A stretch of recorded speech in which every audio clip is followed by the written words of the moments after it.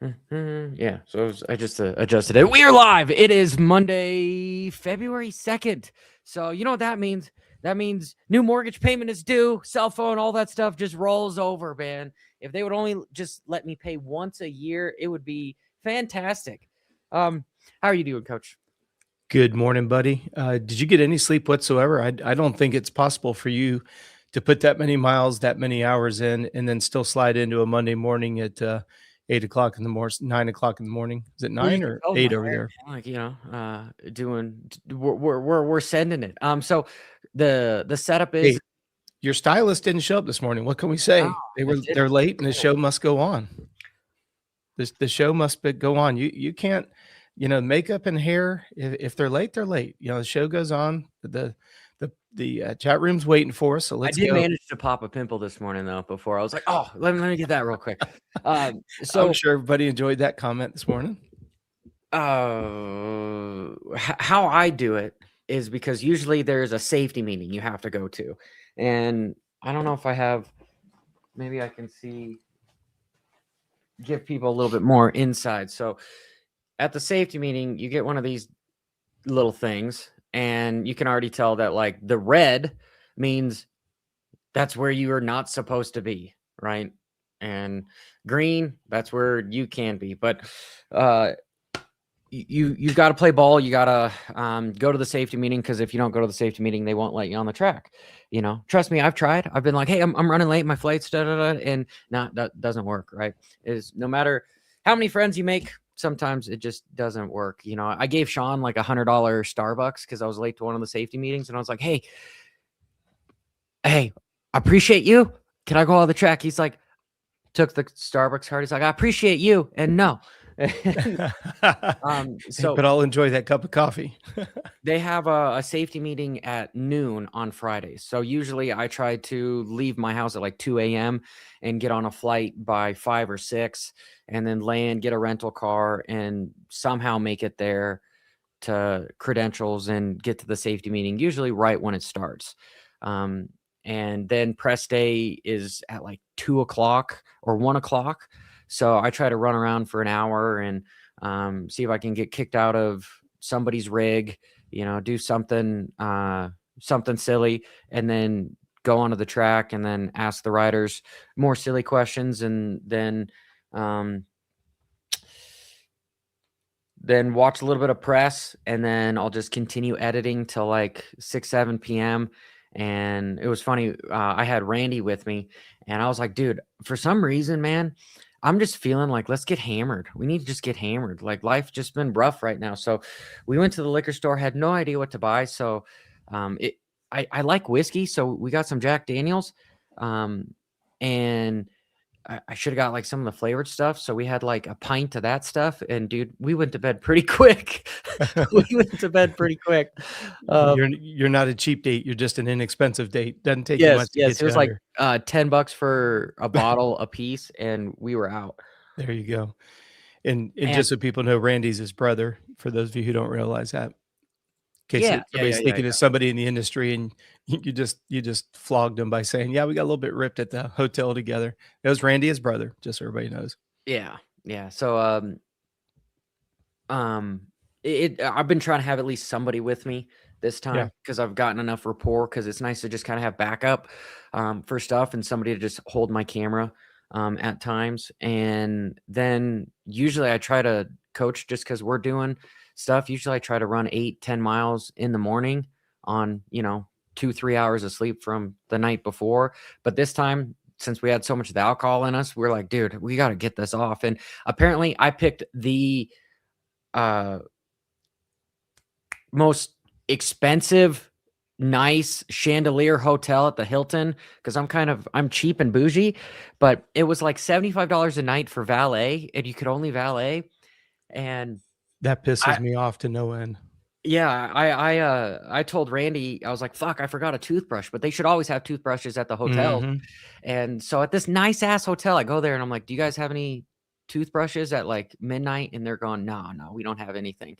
And so I go back up to my floor, and I hear Ansty is he He is from New Zealand I or I think he's British. British. Okay, because I thought I I heard think. something. Because I chased down one of the ladies that do housekeeping, and I look inside and there's Ansty like in his underwear, and he's holding his baby. And they're having issues right here, and I'm like, "Oh, dude, I'm sorry. I'm just looking for a toothbrush," and she's like, "I don't have any," and so it just made things more awkward.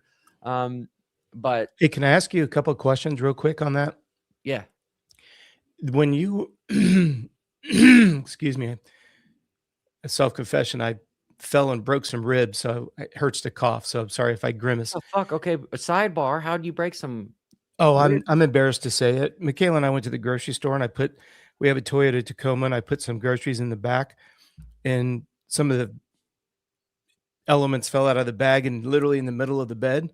So I stuck my foot in the wheel well, like the Yeah, yeah, center yeah, of the yeah, yeah. wheel. And I put my foot in there and I reached over and my foot slipped out of the wheel and I came chest down on the side of it and fractured both sides of my rib cage. I'm embarrassed to admit it. All I was doing was just reaching, but I Ah. fell like 4 inches. It was a kind where you just, I couldn't What you catch should have my said that breath. you had a pint of Jack Oh. Daniels in. Well, and then to add insult to injury, we got a big cold snap here in Florida, and I was moving a few plants around in the back, and I'm not exaggerating. I blew my back out so bad, I can't even walk on the treadmill downstairs.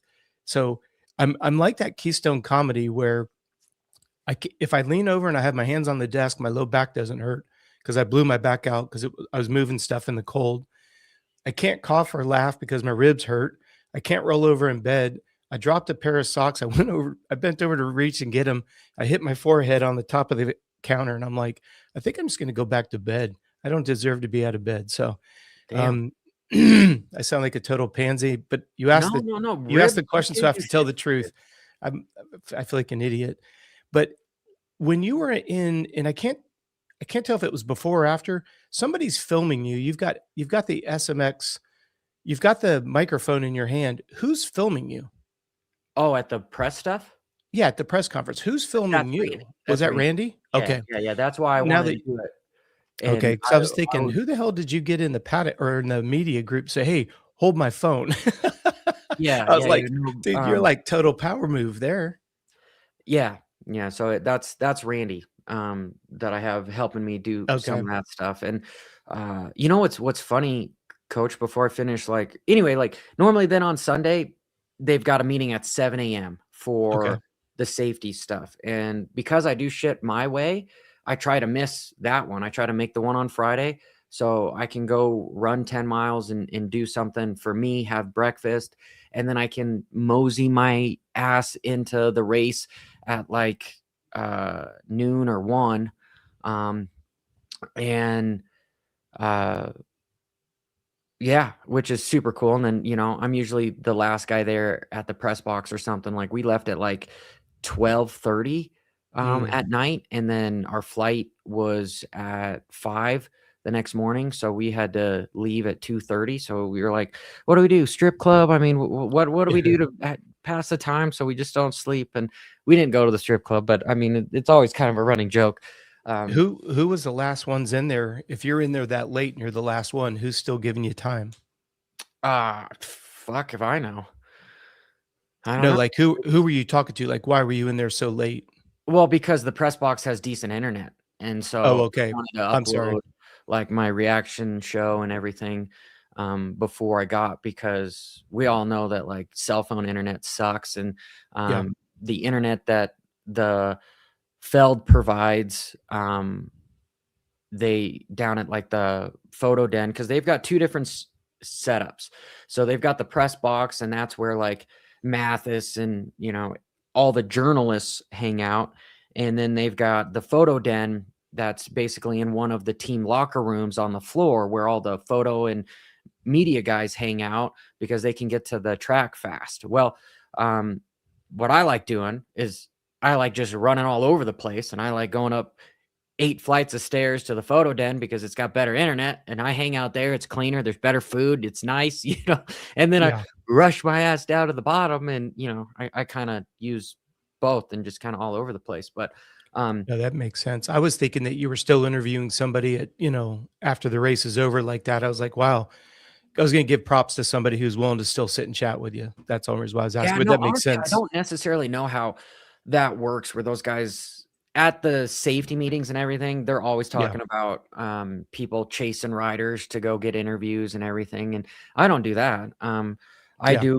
I talk to them when they're uh, legally obligated to talk because it's Right. that time, whether it's like the press scrum or it's the press day. And that's me. Because if they're anything like me, once the race is done, I want to get the fuck out of there, go to the hotel or get a flight home or something, not sit and talk to somebody about what color underwear I have at 10:30 at night. Well, and that brings up another conversation altogether about these obligations. We started talking a little bit about it last week. Like if Chase Sexton gets fastest qualifier last week and then he skips the so-called interview, and then like we talked a little bit about the idea of what's the obligations, who's responsible for doing what kind of a thing. So yeah, I was just curious how that works because What are and, the and I'm viewers asking give that me a this hard is not time? Because yeah, and I agree. It's called a lot of people that can be entertaining yeah. that have type A personalities that didn't go to school, that get degrees. Um, and I don't know if I want to share too much more about like the crazy shit that went on with me Yeah. this weekend because it was Just the way people treated you or what? no. It was own shit that I got myself into. Gotcha. But we had I wanted to run 10 miles, but because of all the alcohol we had in our systems, was like, okay, let's do 4 or 5, just sweat it out, and then we can go to the track and be Yeah. okay. And because that was such a nice hotel, they had Pelotons everywhere. Mm. But you know what, coach? Every one of those Pelotons were broken. Mm-hmm. And I'm Well, just they like, this, they didn't pay their subscription, so they don't work. That's the problem with that's Pelotons. yeah, I'm like, this is a fucking $3,000 treadmill. Why the Mhm. fuck doesn't it work? Yeah. And No, it is frustrating. One speaking of you being on the floor and some of the cool, perspectives you got, how much did Deegan pay you for the insight that he need to cut down on those starting blocks? Because he's 3 for 3 on smaller starting blocks. yeah, So dude. he obviously, he wrote you a check and said, "Thank you," I'm sure. You know what's funny, coach, is like, uh, I'm getting the consensus because I've had team managers come up to me and they're like, "Dude, okay, this is what I need from you. Like we need we need to know this." In So in it's which like, regards? Like, in um, regards to gathering info? just on like what I'm taking pictures of the bike and things like that. Like Brian came up to me and Brian was like, "Johnny, if you see something that Deegan is doing, can you post it after the race?" And I was like, respectfully, no promises, but we'll see. And so, What? Like the X in the tire knobby? well, just all of it, just all of it. Well, you say that so politely. I was trying to jab you a little bit. I'm watching this video and I'm like, Johnny caught that there's an X in this knobby and there's not an X in this knobby. For Pete's sakes, dude. Like, that's like Inspector Clouseau. I'm like, how in the hell do you pick up on those minute things? Oh yeah, I and props to Star you. Yamaha, they have like orders to not let me near anything, and I'm like, okay, that's all good. So I got another gift card, and I'm like, I'm just gonna make peace with these guys. Like, no strings attached. Just here you go. So like, I'm unzipping their tent, and then the mechanics in the Star Yamaha thing are zipping it back down, and they're like, "Stay out of here, Hopper. Stay out of here." And I'm like, "Oh, okay. Well, where's the team manager? I need to talk to him." He's like, "He's not going to talk to you." I'm like, "Well, can you give him this?" And they're like, "What's that?" I'm like, "It's coffee." And they're like, "Maybe." I was like, "Man, dude, these guys, I don't know why they're What it did must you do be that pissed I'm him doing off? something right, because I'm giving away their secrets of something." But like, have they asked you or talked to you about it or just completely zipped up the tent and said, no hoppers allowed? Uh, at A1, I was talking to Duffy. Um, and he said that like, Johnny, you shouldn't be in here. I'm like, why is that? And he tells me, he's like, we specifically just had a meeting to not let your ass in here. And they said I was the new Michael Lindsay. And I was like, well, that kind of hurts, but it's kind of That's a a compliment backhanded slap comment. Yeah. because I do think Michael Lindsay he's very analytical. He's done a lot with the bike testing. Like he catches some things that others don't. So I was like, okay. Do you mind if I ask why? And they said, well, because we said don't zoom in on the bikes. And I'm going, well, of course I don't need to say any of this when I'm under Mhm. their pit.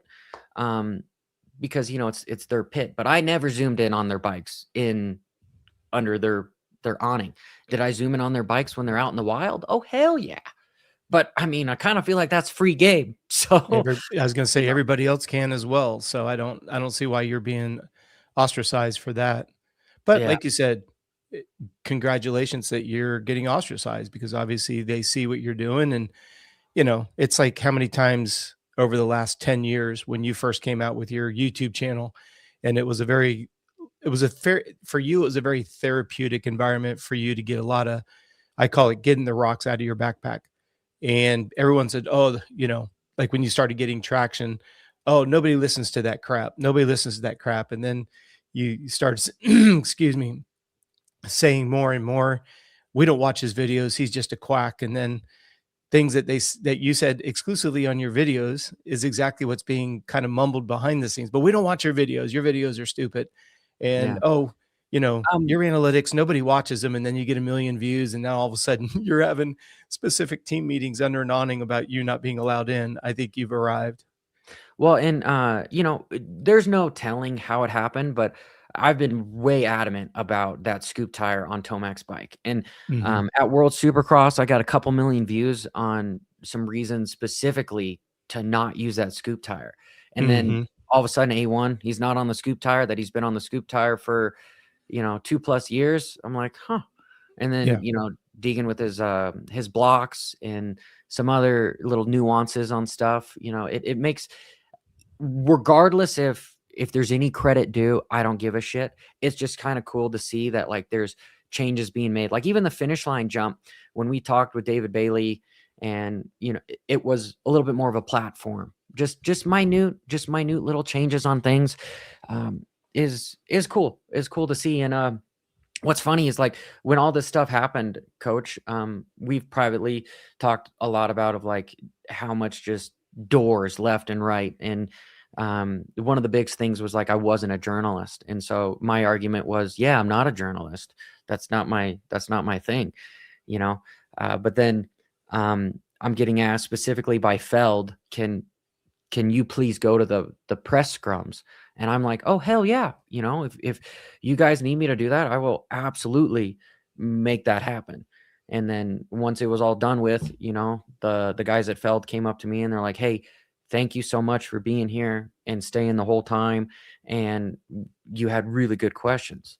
Like, So think about the amount of meat that's on the bone that you just mentioned. You have the promoters themselves. I'm only going to regurgitate what you just said. Thank you for showing up. Thank you for having questions. And thank you for staying. So, what does that tell you about the majority of the people that are in the media side? They don't yeah, show up. They don't ask questions that aren't relatively coined, right? And they leave early. Just stop and let that sink in. yeah. What the I will say promoters are Adam saying, thank you. Epingham, he's got some hilarious questions and some really good insight, and he stays the whole time. But But Adam has always been that way, and so that's nothing new, but then you have the people who have been around for a long period of time who think, like, if they whatever they do, they expect everybody else to do what they do, and if you deviate from that ever so slightly, then somehow you're making them look bad. That's the part that I find a little bit humorous. When Johnny goes in or Adam goes in and does it his own way, then all of a sudden, like, all right, let's rip a scab off of something that created a big shitstorm.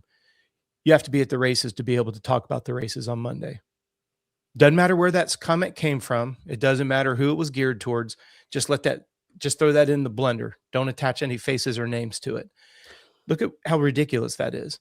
well, and Now, go ahead. Excuse me. sorry, coach, I need to let you finish. Go for it. No, no, just the idea that you get invited to go, not as a journalist, because you're not allowed to call yourself a journalist, which you've never declared yourself as a journalist. And now you're there. And then the powers to be, the top brass, is saying, thanks for showing up. Thanks for in depth questions. And thanks for staying.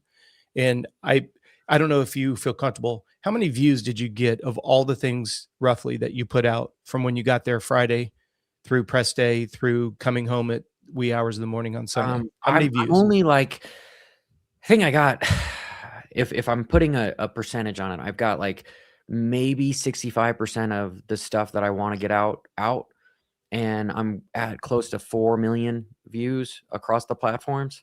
So think about it. That's Maybe a 4. little more than that, So but just if I but roughly let's be think of yeah, stuff. let's be conservative. Let's say that it is 4 million views. That's 4 million incremental views because you were there. Now, again, I don't know if you're at liberty to talk about this or not. You flew there on your time, your dime. You Yeah. left, like I say, leave the house at 2 in the morning, get a 5 a.m. flight, get there, get a rental car. All these expenses add up, plus the opportunity cost of you being out of the office, of which you get nothing except a credential pad that lets you get on the floor and get into the press room. So look at all the money you spent. And I don't know what 4, 5, 6 million views on YouTube is, $300, right? So Uh, you so it cost me about $1,500 to go to the race, and mhm. I'm break even to maybe a couple on top of that. But with all the work, I'm kinda thinking like, why, like, there's gotta come a point where, like, something happens. There's Well, gotta think come a about it point where though. something But think happens. about it. When you say you might be a couple over, a couple hundred or a couple thousand, so 1,500 to get Couple there. 100 over, All right? right, so let's say you make 2,000, so you're up $500. That doesn't count your time. That doesn't count the opportunity cost of being away from your daughter, your wife, and your son. And see, this is where I think it's interesting that the top brass is saying, Johnny, thank you for showing up, having depth questions, and sticking around.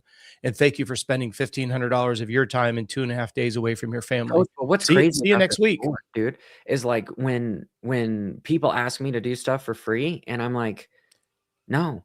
I or like if for exchange for product, I'm like, "Sorry, no. My time is worth more than that." And then Well, it pretty much just shuts down all continued conversations yeah. right there. Well, you can't pay your bills with thanks. And that's the part that I don't understand. Well, and this And that's sport is the problem with the just sport. built off of if you can't do it for free, somebody will, Yeah. right? And that's okay. And you and I've talked about this talking about Well, business together. it goes deeper than just the privateers. It goes Mhm. to the journalists. It goes, yeah, to Mhm. everyone, right? But here's the cool part. You've got the top brass that are inviting you to be there. And let's just say that if it levels out for even numbers, you're at 5 million incremental impressions that that race weekend wouldn't have gotten without you. And eventually, the powers to be are pretty smart. In fact, I think they're very smart. If you look at who runs MX Sports, Davey Coombs, I have the utmost respect for from a Yeah, business I standpoint. do too. Him When you and I look at Feld, both respect. they're I like Prater. I don't know anything outside of Prater. I only know of him, and he's a very astute businessman, very articulate, takes his job very seriously. My point being is there's going to come a point in time where checks and balances are going to add up where you've got 10 people that are showing up. What's the value, when you look at these types of decisions where it's like, all right, person number 1, 2, and 3. Number 1 is Johnny Hopper. Number of platforms, number of impressions, whether or not the viewers and the subscribers and the listeners here live or recorded realize, they go and they count how many comments you guys put under those videos. So when there's a video with 1 million views and there's 10,000 comments, Johnny goes up another notch. And eventually, Johnny, people are going to realize, okay, yeah, this guy may have been around for a long time, but the numbers pale in comparison to this Johnny Hopper guy. Now, what I love about it is, and I hope that you don't get mad at me for saying this publicly on your show, your intention has never been to bump somebody out of a spot. You just keep your nose down, your elbows out, and No, you do what you love and you're I believe passionate. the rising tide kinda Yeah. lifts everything. And, it was the same thing I told Matt Burkeen when I helped him get his, license. I talked to Feld, I talked to Davey because I know he was having issues with stuff, and I'm like, I feel a somewhat of a responsibility to try to help others, especially Mhm. ones that I think that are talented. And, he was like, "Johnny, I'm kinda like, what are my ideas?" And I'm like, "Copy me, dude. Do what I'm doing, and if you can do it better, go." Mhm. Maybe am I kicking myself a little bit sometimes because 'cause I'm like, sometimes you can do it better, but that just will make me better as well. And, I know comparison is a theft of joy, and so, I kinda think karma, you know, what you do in this life affects the next. And I don't necessarily ever want to be uh, trying to think of a big F word, of like just speak ill of somebody for Mhm. no damn reason. You know, even Let people that me I, let me say this. Let me say this. And for those of you here with us live, thank you. And we'll get into racing here in a second. I don't know, One thing well, I love about you, Johnny, is if you look at it, and you're not going to like that I say this, but I'm going to anyways. Your intentions have always been pure. They've always been very straightforward, and you've never really tap danced around it. Whether you like something or you don't like something, as I alluded to earlier, when you first started your YouTube channel, you had a lot of rocks in your backpack and you used it as a platform to get it out. Whether you want to call it therapeutic or not, who cares? And then you got traction and you got that out of your backpack and you're like, you know what, dude, I'm done being negative. Cool. You're entitled to be you, right? You yeah. started with a ton of injuries and a lot of resentment, a lot of history with your dad, a lot of family Well, stuff. and coach, honestly, that was the downfall of Cooksey and I, is like there's two sides to everything, but I see a couple comments in there, and basically I just told Chris that, like, dude, you're talented. If you just take it down a notch and be a little bit more positive, you could be way better than me, way Yeah, better but than me. but And you're it kind of went, don't let's not go off the rails. okay, Johnny okay. Hopper. No, no, no. This is a We compliment to can you. start talking to. And you Okay, I'm just gonna shut and up. you I'm just gonna shut up. Go, you coach. you don't like compliments. You started as somebody whose career got ended through injuries, almost bankrupt the family, lots of conversations with your dad, a lot of history. And then you went through that. You got that, you peeled all those layers off and you woke up one morning and you said, I'm going to be more positive. But Johnny Hopper stayed in his lane. Chris Cooksey has stayed in his lane. Chris Cooksey is, I want to talk about what's wrong in the sport and make it right. Two different approaches with the same goal. That's all I want to say about Chris. All right. What I like about Chris is he stayed consistent. And even when you challenged him, he's like, nope, you go do you and I'll do me. I love that. I love that about both of you guys. There's Little two different ways, the way it's presented, the way some little people don't more like of your sense of humor. Some a think little more some to people unpack are, there, but we'll let it slide. yeah, exactly. But the bottom line is you've stayed authentic to yourself and you're like, look, dude, I want to help everybody out. How many shows did we do in a row where you talked about a rising tide? And you didn't just say it, you lived it. You lived it by going out to all these other content creators. And you're like, I'm not going to mention names. If you bring up the name, that's you, right? But there were people that you reached out to and said, hey, you can do better. Just follow me. Oh Do god, this, do coach, that. like, at A1, dude, I had a bunch of people, you know, some people that I'm really, that there's some magazines that I really like, right? Hmm. And I'm not gonna throw specific people under, but Yep. other people came up to me and they're like, "What the fuck was that, Hopper?" About, saying um, the bike stuff is rigged, and the information that I have from insider people is it's absolutely rigged. And Hmm. my response to them has just been like, "Do you get money from Yamaha?" And they're like, "Yes, we get money from Yamaha, but that has nothing to do with our bike reviews." And I'm like, "Enough said. I'm not changing my view. So if you don't like it, that's fair." And they're like, "You should make a video about who you think it actually is." And I'm like, "No, I'm not doing that." Like, the people that do it know, the people that don't, it shouldn't bother them. That's plain and Let's simple. let But I can't let that one lie. I'm sorry. If somebody has a problem with that comment, they're probably the source of the problem, right? kinda, And yeah, yeah, yeah, I yeah. go back to what we said last week. How stupid does the TV, the broadcasters, the promoters, and the magazine think that the average consumer of content really is? Coach, That's the problem that I have. I was that stupid. Like, I would bleed off of those reviews of who got the best bike, because then I had to have this feeling inside my head of like, all right, I'm not getting a ride. When I got a ride for, you know, like, I was on Husky for years because they were giving me Mhm. bikes. But up until that point, when it was like, oh shit, I need to go spend 18 grand to buy a practice bike and a race bike, I went to the magazines, and when I see that the Cowie won motocross action and Trans World and Racer X, you know, it's like, cool. I'm not going to buy the Suzuki that got last. I'm going to buy the Kawasaki, and that's what it's geared to. And now that I know, I felt like a responsibility to kind of like say it for what it is, you know, because But I'm gonna politely disagree with you because 99% of the subscriptions go to people who don't race at a pro level. So But again, that's why that they were, right? That's well, but that I disagree. Well, again, maybe maybe the live chat room here can help me out yeah, has here. anyone in the chat ever bought a bike purely based on how well it performed in a shootout?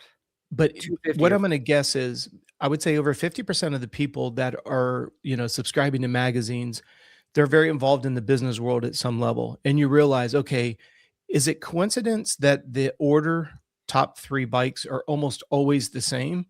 And then you look at the idea, like then we have the affinity thing. Like my first motorcycle was a Suzuki RM80. So I'm always loyal to yellow and blue, anything that's Suzuki related, right? So when I see Roxon out there and the bike's blue and yellow, it reminds me of that. Now, I'm never going to go pro. I was never even remotely close to your level of riding. You're looking at the bike saying, all right, what's going to give me the best reliability without a lot of ton of money? I can still make it competitive. And you're looking at, okay, this color is really known for its reliability, Honda. This one has got real, low end torque.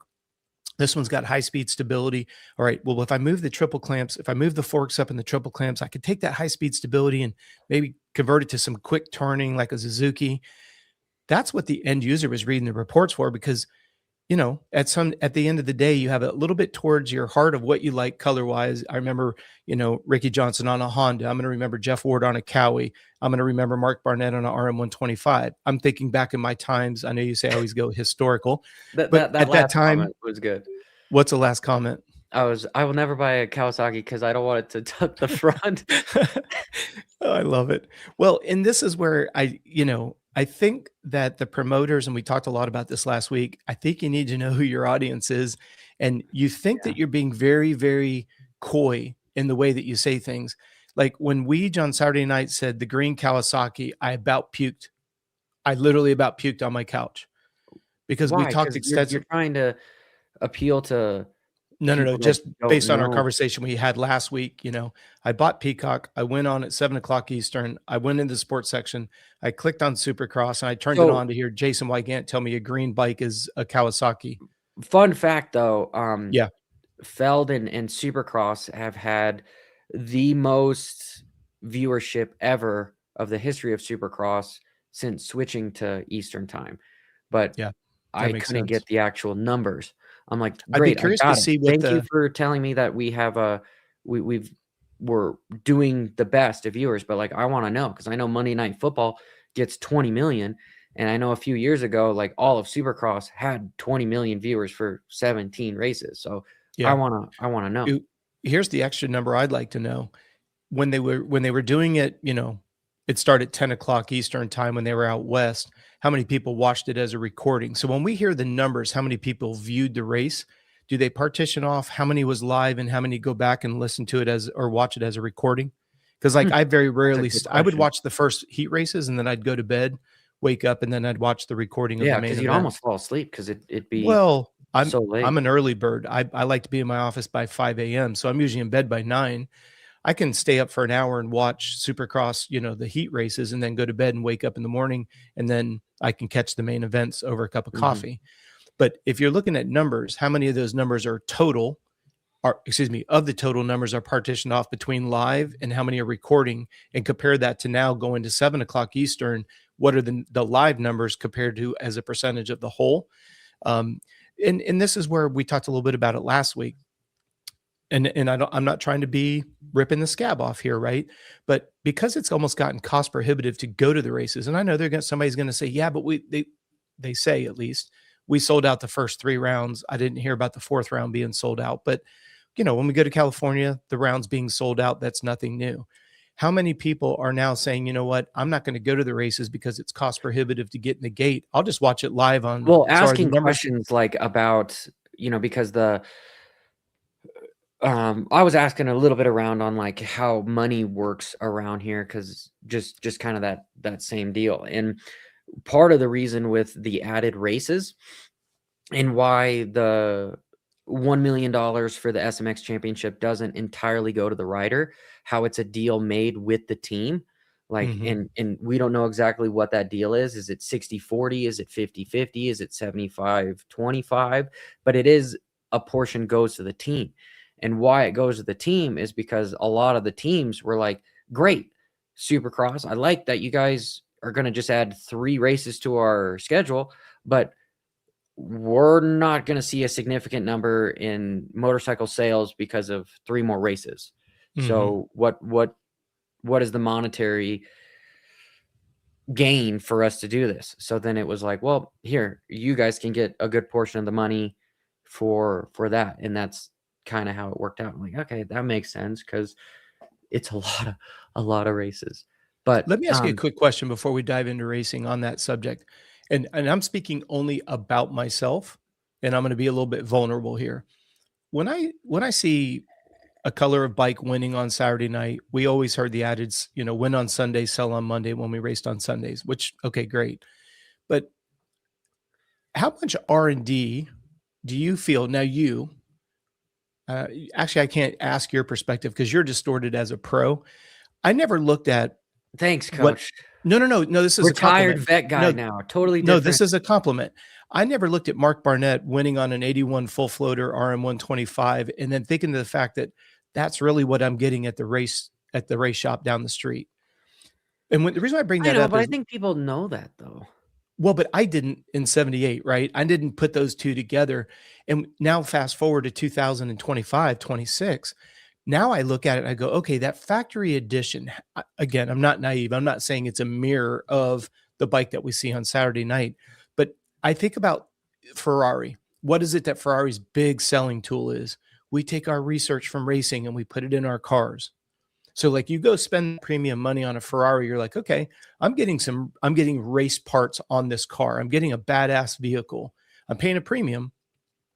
Wonder how much that's changed. Like when you go out down to KTM, It's you get what you're kinda talking about is the factory edition stuff. that's exactly it. That's what I was going to say with the factory edition, because almost all the manufacturers have done it. And you look at that, and now it seems more relevant than ever that it's like, okay, I don't mind paying a premium for a factory edition because, and you've been very vocal about, hey, you pay for a factory edition, but they don't have, am I saying it correctly, Johnny? The Bremo front brakes that you're big on? No, Bremo? all the bikes comes most of the Austrian bikes come standard with that. What But, was what but, the gas gas was the one that didn't come with, like, nice wheels and, but for someone pink like foot yourself as a pegs, no pro, skid plate, But for someone like no yourself triple as a mix. pro, you picked up on that immediately, right? So I wonder, like, why don't, and this is more of a question than a statement or a declaration. I wonder why more of the race teams don't say, or as a marketing, hey, promote the idea that what we're learning with XYZ rider on this colored product is going to trickle down to the factory edition at like the way Ferrari and BMW and I don't know, I can't put Ferrari and BMW in the same one, but an Austin Martin or a McLaren or I look at these Formula One race teams. Part of their marketing is Yeah. you're getting some of this race R&D in your car. You don't see that being promoted in the motocross world. Uh, why do you think that is? Because I would think that that would be a huge selling. Probably because it's too cost prohibited to actually have any of that stuff actually I'm saying from a go in marketing the bike. standpoint, if you Well, say, I mean, hey, your I get factory what you're saying edition, because it's like what every movie director has done for the past 20 years is a movie comes out and it says, "This is the number 1 movie in America," and then the next commercial is, "This is the number 1 movie in America." yeah, Like, I would wonder why Honda and them don't say, like, "Number 1 selling dirt bike in America," or Tomac has put all of the testing on here. I think a little bit of that goes into those factory editions, and that's why they do it without saying it, with having the factory edition have the number 3 on it and everything. It gives you that what's perception the that, price difference between a CRF 450 and a factory edition CRF 450? Just God, ballpark. Is it a couple grand or is it ballpark, like 5? because I haven't personally bought a motorcycle in a while, but I think it's like 8, 9, for a brand new 450, and then it's like 11, 12, 12.5 for a factory edition. I think the 'Cause see, like Ducatis are like 13.5 just standard. see, like JBMP one in said, it doesn't come as a factory, but then you can buy the power out of the Power Parts catalog. It just seems to me like if I was an OEM, I would be promoting the idea that that factory edition, here's a reason why it's worth 3, 4, 5 grand more than your regular 450, and it's, promoted as if it's a lot more of the R&D coming off of it. I don't know if that would crater the baseline sales of a 450F, or if it would drive up more of, because Truthfully, I don't they think do, honestly, with social media now, right now, I think more people are more apt to go buy a Suzuki because Ken Roxon has one. Go buy a Cowie because Chase Sexton is tucking the front end on one. You you know, know what, I'm gonna disagree with you a little bit, and you're not gonna like this comment, but I believe someone like yourself, where I know you're not doing bike shakedowns, you're not a test rider like a Mosamin at MXA, or yeah, I'd like um, to. I'm really good lately at losing money, fucking trading. But um, for me to do it unbiased, I'd have to go buy all the motorcycles because yeah. I will not. It's going to be jaded one way or the other with stuff. So every bike that I have tested has been purely just a loaner. For But think about the people who are out there. Their entire business is built on shaking down bikes and giving feedback at, trying a bolt-on product, giving feedback. Um, I think those types, and I think you giving a breakdown the way that you do is selling more bikes than whether or not a particular pro is running a color. Because I think at the end of the day, most of us realize the bikes that they're running are not something, they're unattainable for us. And then you look at the idea, if I go and I drop some money on a 450F, and I have someone like you that says, hey, as soon as you get the 450, whichever color you like, whatever, as soon as you get that bike, do this to the bike to make it be a little bit more, rideable, or a little bit more traction, or that, because I'm looking for my pain points. I get on the throttle and the rear end comes around. I'm like, what the hell's going on? And I watch one of your videos and you're like, well, if you have a problem with the rear end coming along, besides the fact that being in the right body position, you need to add a tooth to the rear, or lower the tooth, or whatever. Um, so what did he say there? Impact my thoughts on Ducati. uh yeah, Race Mini said, honestly, that video you did really impacted my thoughts on the Ducati. Not the way it'd make me want to buy one, but more because I don't buy new. Hmm. Well, And and that's where, not because I'm speaking to you, but I just believe that someone like yourself with your type of breakdowns, for somebody like, if you were to get into the business of shaking down bikes and giving honest feedback, I think well, you would coach, what's do funny is incredibly well. after I posted that video on Christmas Eve, I got 3 phone calls from 3 different magazines, and the about them telling me like how wrong this is. And I was like, well, come invite me to come test. Invite me to come test. Prove me Wh- wrong. Show me What how was the you do it. response? They were like, well, we'll have to. We'll have to. You And know, have you? It's March the 2nd, February 2nd. Have you gotten an invite yet? no, And that was the not day an after invite. Christmas. Yeah, yeah. So, So enough again, said. I have a good relationship with I think pretty much everyone, but it's also kind of on a don't give this guy too much information because not that I'll use it against him, but just that I'm unfiltered. That like Well, I I will. politely disagree. It's not that you're unfiltered. It's you take it and then you run with it at a depth of observation that not many people see. And I Well, think dude, like people are getting a being little at the bit track, scared. there's lots of shit that I see, right? Mhm. There's lots of shit that like I could tear down, but that's not conducive to the projection of where I wanna go. Not What do you because I'm mean being a tear down? sellout, but because generally I think it's wrong. Like, when a rider is laying down there and not able to get up, I think it is disrespectful to just film him and zoom in on him when they're at uh, they're arguably like the worst time they've had in a while, Mhm. and along with some other things. It But just that's not what we're talking about here today, though, buddy. Give yourself credit where credit is due. I'm okay. talking about you Maybe I'm walking being down the nihilistic. start. No, no, no. I'm talking about you're starting down because your new disposition is I can sit and take the sport apart at its origin. Fine. That's not what you want to do, so you've chosen not to do it. You could do it, but you chose Well, not to. because, That's fine. coach, my stuff is about teaching Well, but and that's sorry, go. no, no, no. I was just going to give you credit for walking down the starting grid and looking at the rear wheels and picking up on how, I think it was Anstey's bike had the X in it and Deegan's didn't. That's What's the also type. funny is those 2 motorcycles are in 2 different rigs, and I don't Yeah. know if Will Hahn has much say over Deegan being in the 250 class because he's contracted under the 450 rig, which is under Rich. So I think that they don't talk to each other. I don't know if they necessarily share much besides what they see at the test tracks. But I You wanna know, stay that's on point on what we're trying to bring up. okay. What I Okay. think is important is your ability to pick those you caught how a knobby is cut, for Pete's sakes alive.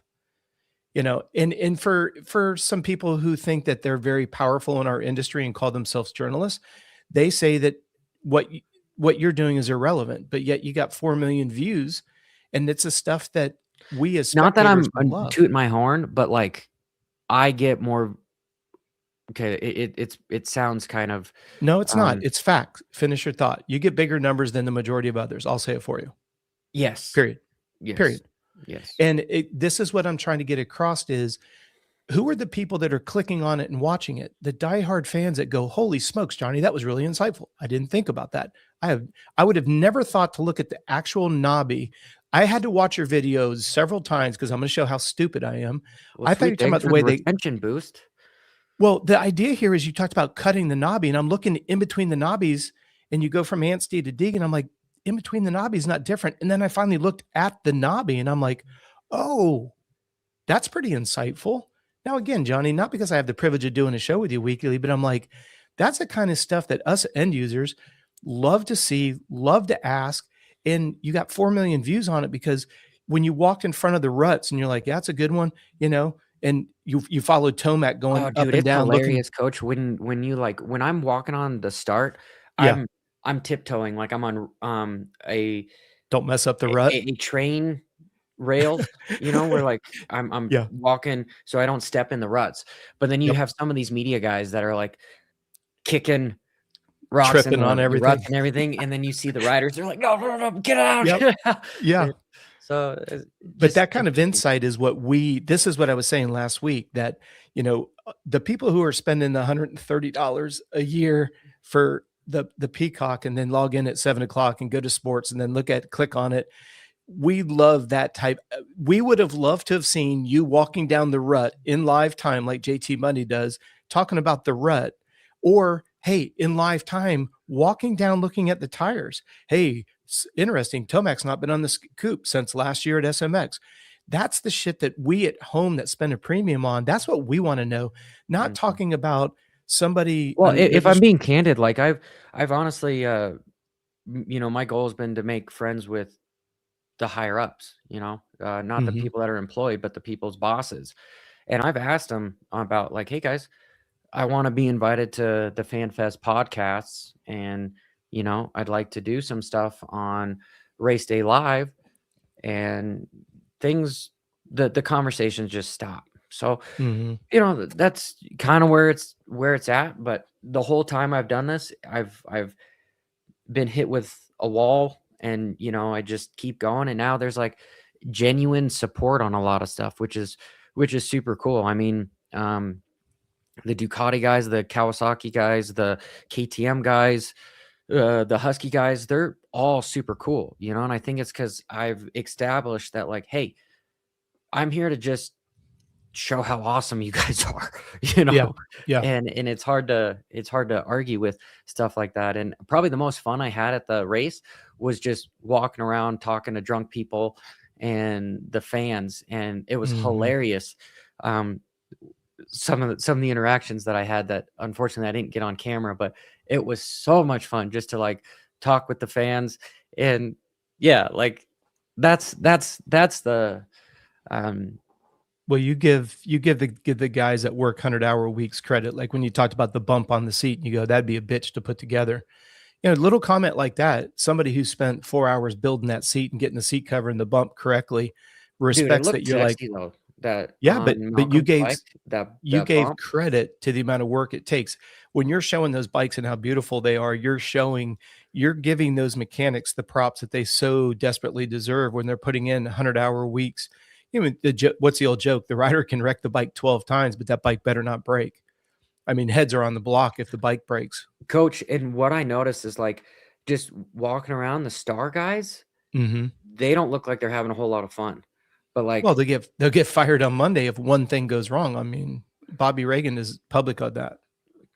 but being in the KTM pit, dude, Prado, Tomac, Jay Dungy, Carlos, Ian Harrison, everyone, Alden Baker, Smiling, everyone there laughing. are just having a good old time.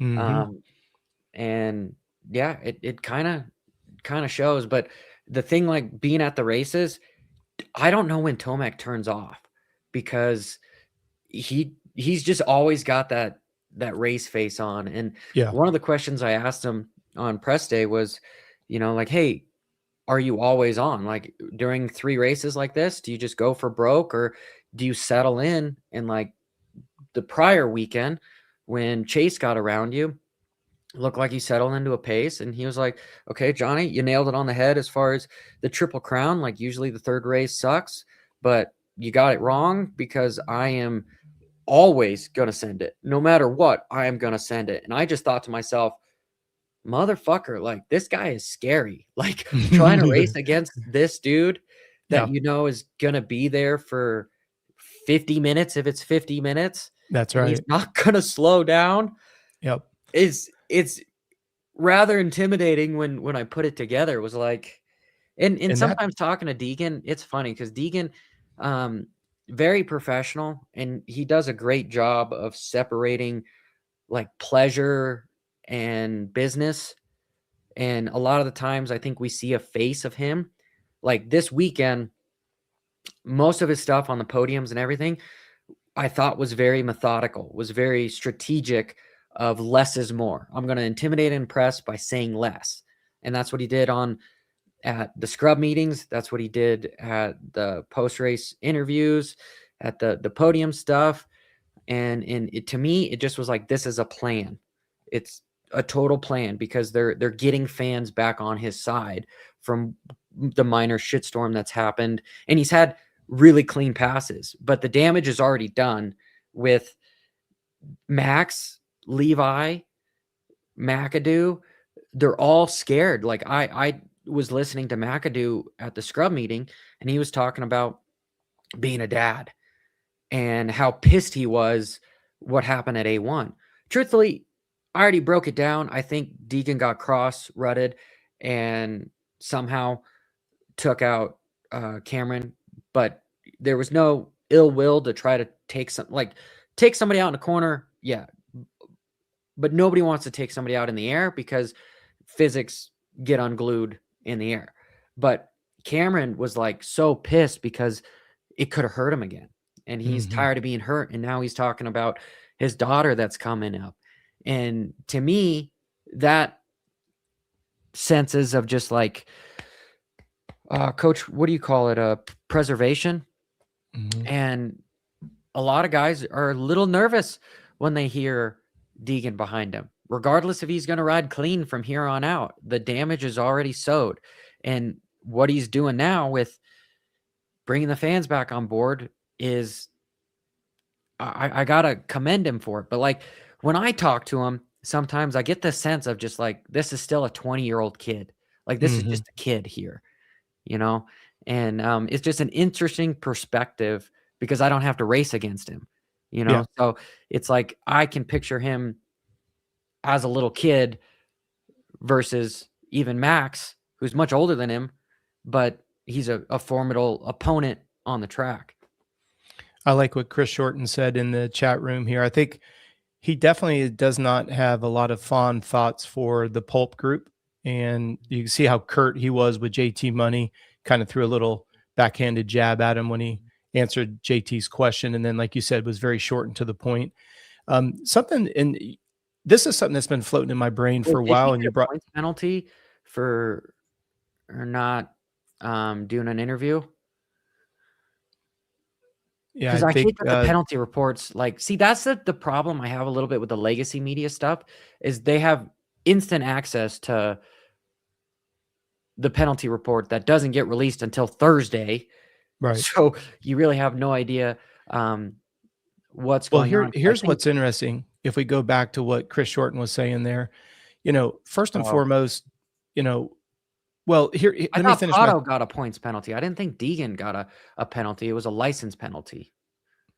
But maybe that was it too with um not talking to some of that other legacy media stuff. One of the things was floating around in my brain is you mentioned the age of Deegan being 20, 21 years old. How old is he? 20? Yeah, he's got to be 2021. And you think about somebody like Max Anstey, who's been to Europe and back, has been around the business side of it. You know, Max is a very good, I mean, who wouldn't Very want humble, Max? dude. Pardon me? Very humble. That guy is happy to fucking be there. He generally is taking the opportunity by the balls because he knows how difficult it is to get there. And he honestly, I get the sense that he feels lucky to be there. We're like, sorry, coach, I didn't mean to cut you off. Where when I talk to like Hymus and some other kids, it almost feels as if um, it's expected Mhm. and just a different train of thought. But continue what you're saying because It's right in line with what you just articulated. You know, you've got Max holding his 2 children. He's got a beautiful wife. He realized, I mean, how many times has he said, I'm just thankful. And McAdoo's been saying a lot of it as well. Just being thankful that they get paid to race dirt bikes. And Mitch Payton is on public record on Whiskey Throttle saying you'll never be wealthier in your life than when you race dirt bikes. You get paid to travel, paid to train, people driving your bikes around. You got practice bikes, race bikes, win bonuses, salaries. You get gear deals, blah, blah, blah, blah, blah. And when you look at Max Anstey, and this is what I was saying floating around in my little pea brain, it's amazing to me, whether you like Deegan or not, that's not what I'm going to talk about. When you look at how well Brian has taught Hayden the business side, because yeah, at the beginning of the Supercross, I think Deegan, and it's interesting if you watch how his disposition has changed from really mouthy and cocky and saying some really weird things to kind of like going radio silent, very, very short, like I'm here to win races. And now he's kind of in the middle of both of those, right? Think about how business savvy Hayden Deegan is thanks to his dad and his mom. Again, whether you like him or you don't, because it's funny you bring up Max Anstey because I said to Michaela when we were watching on Saturday, Max Anstey is a businessman.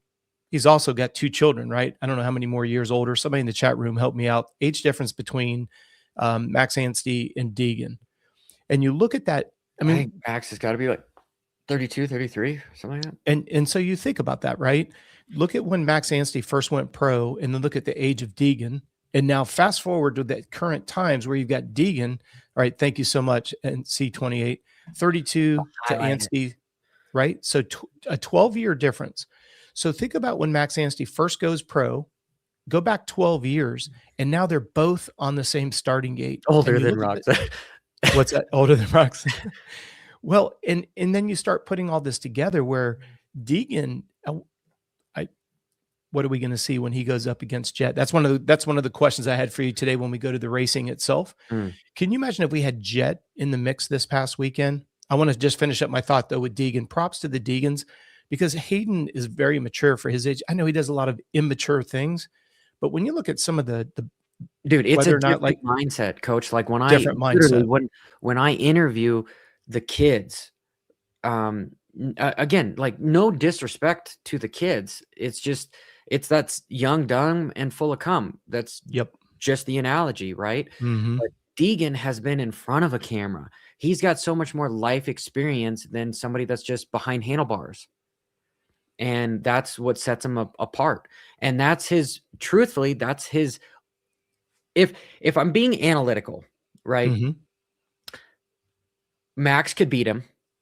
Levi could beat him. Potentially Cameron could beat him. Ryder D has the ability to hang with him. Hymus has the ability to hang with him.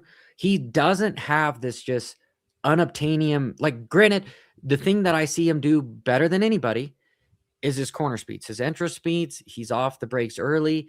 He will do some risks that other riders won't. It's a little bit of that Ricky Carmichael, but with a little bit more finesse to it. But it's not consistent. When he has the fastest qualifier, it's not by 2-3 seconds. It's Mm-hmm. tense. Mm-hmm. And the difference between him and Jet is half a second faster than the entire field. He's got Chase Sexton speed when Chase Sexton is not thinking of anything, but Mm-hmm. with only riding at 80%. Sexton can go as fast as Jet, but he's got to ride over his head and he's going to tuck the front. That's the issue with Deegan versus Jet. And in order for Deegan to beat Jet, He's got to do what he's been doing in the 250 class. And he's going to have to come into the 450 class, just balls to the wall, take no prisoners, fake it till you make it. Because if he looks at all like he's going to fold because of the antics he's already done and gotten away with in the 250 class, every 450 guy is going to try to do some sort of hazing where it's like, hey, dude, this is a totally different deal. So he has to come in and make it apparent that I'm going to push harder to the point where you're going to fold first. That is his number one tactic that he has to implement. If he doesn't implement that right away, he's going to have a rough couple years to try to get that back.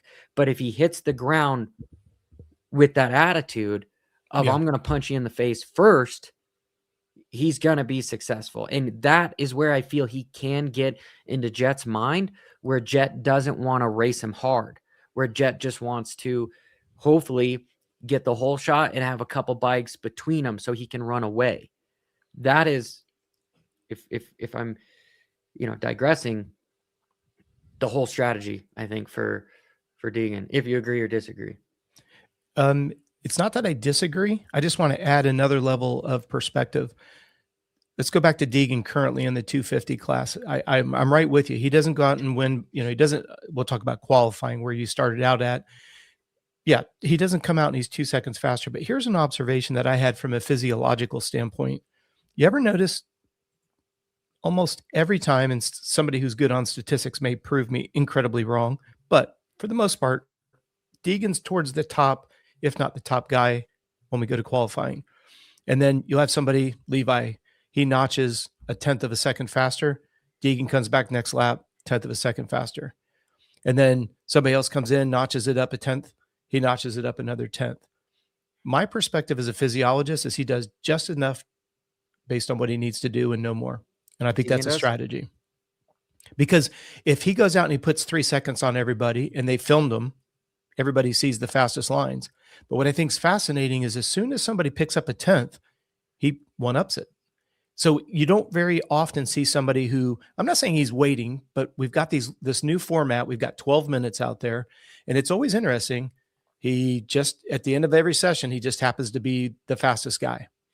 Now, well, I think that's a strategy. Sorry, I have something. Well, because here's when we go to the 450 class. And again, no disrespect to the 450 guys, but nobody could argue that this guy is faster than shit. And I think you're going to have to catch him before you can start to haze him. And I have to use Jet as an example because, Jet was goofy and he laughed and he made some really silly mistakes in the 250 class. And then he went to the 450 class and every T was crossed and every I was dotted.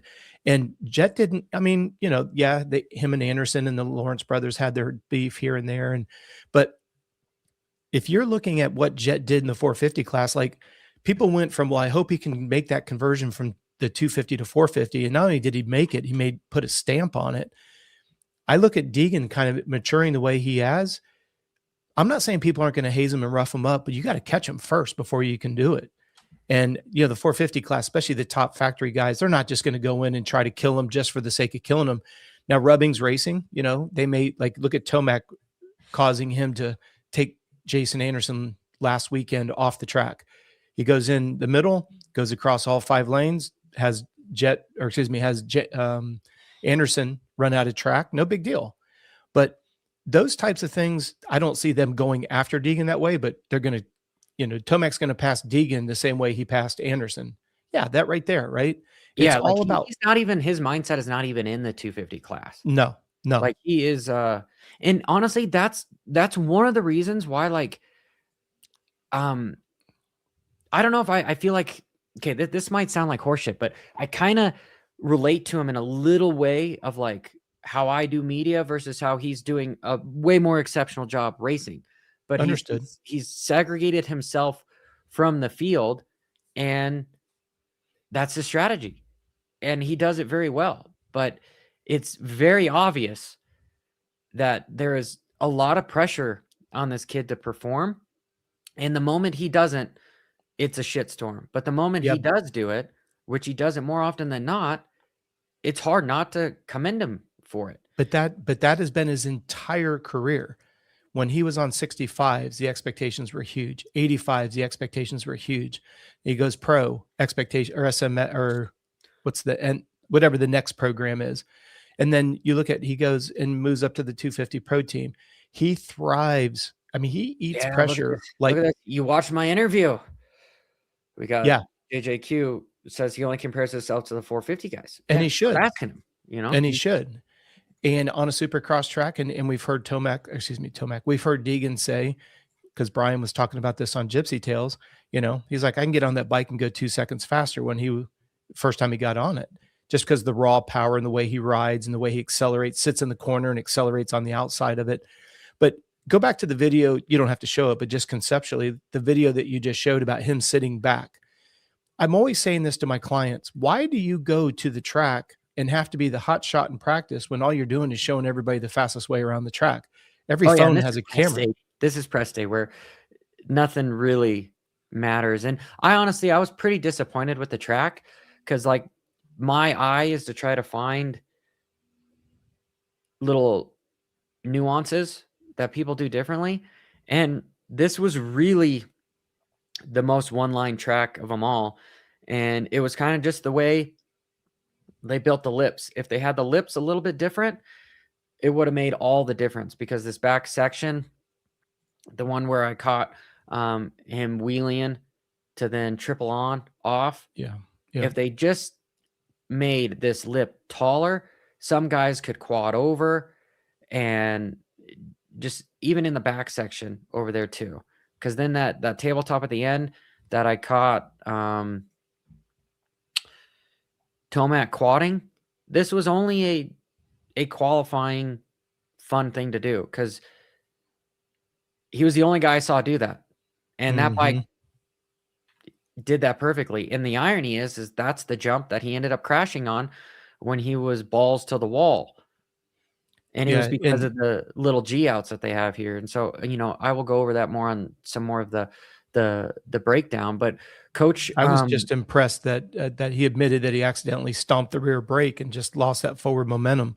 Because once again, these guys don't normally talk about what went wrong, but the fact that he didn't get himself injured, as he said, but of course he's strong as an ox. Yeah, and AP told me that his endo last weekend was because there was a rock in the dirt on the lip of that triple, and so the rut that they made created the rock to be seen, and so the rock kicked him, and that's what made him have to ditch.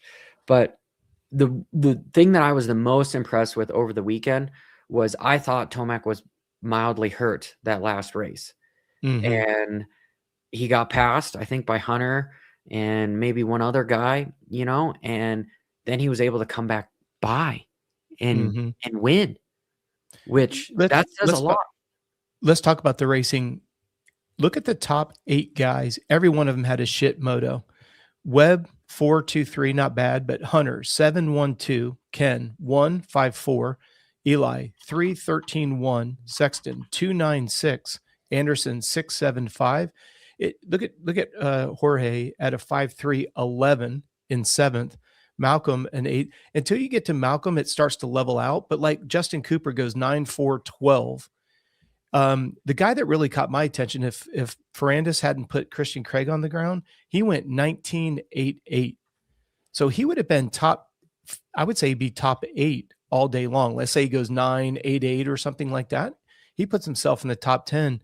Christian Craig should have gotten a lot more exposure and talk about then, other than the fact that he just got put to the ground by Ferrandis. Yeah, like look at how good this is. 3.13.1. Look at the top 8. Everyone had a shit moto, which is what I love about the Triple Crown.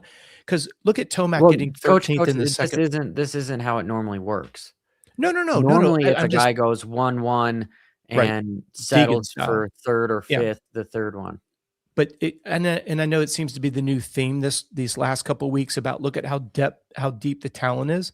But Ricky Carmichael said it best. Like when he had a bad night and there's really only 4 dudes that he's in the hunt in the championship for, James, Chad, he could get a 4th place and that's no big deal. Here, I mean, if we just look at Tomac having just the weird get off that he did, and that was the main event, he walks away with a 13th place. if we have a Hunter Lawrence first moto is the main event, he walks away with the seventh. You look at Chase Sexton. If the second moto was the main event, he ends up ninth. Anderson. I mean, you start looking at that and you're like, wow, this is probably the best Triple Crown with the biggest spread. I mean, Tomac coming in with 16 points into the third moto. You would have thought he would have gotten fourth. You and your brother were drinking heavily if you had that kind of a thought. You know what I mean? It doesn't even Yeah. make sense. Yeah, no. I was really surprised at how far back he was from that, Everybody but he was. got up when he crashed in like 19th or something. Yeah. So We were watching on the TV, and I mean, his red plate just dropped so fast. I even said oh to Michaela, I God, go, we damn. got a Bitcoin comment in here. I don't want to talk about Bitcoin. I don't want to Well, talk about Bitcoin. I love the idea that when we look at these main events, what if you did have Jet in there? You look at the idea. Jet If might have you been the go, most consistent, and that would be the thing. And think of, quick think about this. sidebar. Yeah, go ahead, boss. Cooper Webb, dude. For some reason, I had a hunch that after watching him, yeah, okay, and people on the gold lost literally like $4 trillion in like a single day, which is literally more than the GDP of like the United Kingdom and all sorts of crazy stuff. Sorry, these guys are going off about stuff. I am a big Trump fan, but the whole tariffs and all this crap has been. I have lost so much money because of the policies and my own stupidity that I'm really embarrassed about stuff. But okay, I always share too much. Cooper Webb. Cooper Webb. Yes. Thank you, coach. Walking by him, right? Because like there's a lot of stuff that I could have caught that would have went way viral. But again, I'm not gonna. I respect these riders that when they're literally looking like I'm gonna quit because if he didn't get his shit together, he was looking like I'm putting too much fucking work into this. There's no way I'm coming back next year to be in the game. Like this is it. That's the genuine look that I saw on his face. And so I was telling Randy as we were walking in the tunnel, because he wasn't out in public doing this. He was just leaned up against the wall and he was sitting down, like this is a man that is like questioning life, I think we've all been there. Like one of the things that happened to me this weekend, I was on the side of a Target doing the same thing, but for different reasons. And I just thought to myself, like, all right, he's going to pony it up. He's going to pony it up. He's going to figure it out. And we're going to see it. So that last couple races, when it was pretty much between Hunter, him, and Ken, I was not low key, but pretty high key rooting for Webb because it seems like his past has been pretty difficult. And like the thing that it's hard to compare to riders is you see them at their best when they win and everything. And this looks like a man that has gone through some sort of shit in the off season, some sort of stuff that kind of pushed him back, that had him either question his morals or his wherewithal with his reason for racing dirt bikes. And it was cool to see him overcome. And that's kind of what I asked him on the press conference, and same thing with his team managers. Like, yo, what do you say to a guy that's kind of down? How do you motivate him? And, Rich was like, we got to kind of try to kick them in the ass. I'm like, well, okay, this is why when I walk by Star Yamaha, nobody's laughing. Yeah. Here's a question I have for you going back to last weekend. And I'd love any and all feedback from the chat room because you guys are always Johnny on the spot with this. Who's JD Vance? Why does that name Vice sound President? familiar? Vice President. Oh, yeah, fucking A, dude. Yeah. So here's the thing that's crazy. Yeah. Dude, I want the race last weekend. Cooper has, excuse me. Yeah. Cooper has a race he'd rather not talk about. He could have gotten his mechanic and gone through the tunnel and gone back to the pit. Stop and think about, and we all saw it on video. They actually interviewed him, right? And maybe that's let me finish my thought. I'm sorry. He took and walked away from his dirt bike and he went and he sat on the track so every person in the stadium could see him. And he had his helmet off and he's still sweating bullets and he's still breathing hard. And he sat on that roller, back of a jump, whatever he was sitting on. Mm-hmm. If you could have had his thoughts then, because Was it that wasn't it last interesting weekend? last weekend. And right next to him was Jason Anderson. He was sitting off to the right. Now, you could tell me that it's because he has to be there just in case he has to do an interview, of which he did, right? And he said he took acknowledgement that that might have been the nail in the coffin. He could, to your point, Johnny, he could have gone and sat in the tunnel and waited for the cameraman to come to the tunnel and get a camera to get an interview with him. What did he do? He walked his ass out and sat on the track and just sat there. And knowing how tough mentally Cooper Webb is, I could just see him having a parent teacher conference with himself like, all right, you're going to ride like a little bitch. Let's go sit out in front of everybody. Let everybody look at you because you didn't do it. You didn't seal it. You didn't win it. Right. I could just see him like he wants to make himself so embarrassed. He likes to put himself so much on the spot. He went and he sat on a jump where everybody still in the stadium could look at him. He didn't have to do that.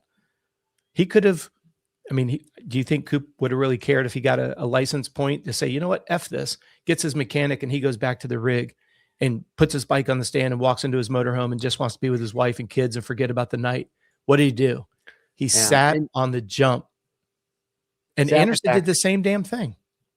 What he says is like, when you reach about rock bottom, the only way to go is up. But like context matters too. And it's something where like racing is racing. And it's something that I see difference with like Max being so humble, even when he doesn't do his best, where we're looking at a guy that was potentially rock bottom, but he's got the #1 plate and things are pretty good job wise, which kind of makes me think something else is fucking going on. And it's not my job to figure out what else is going on in his life. The only thing that I can comment on is the track. And the track, I never once doubted him. I'm like, dude, I told him on my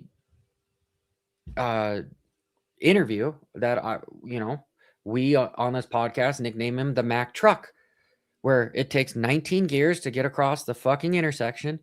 But once you get across the intersection, you don't dare cut in front of him, brake check him or anything, because you're going to get run over.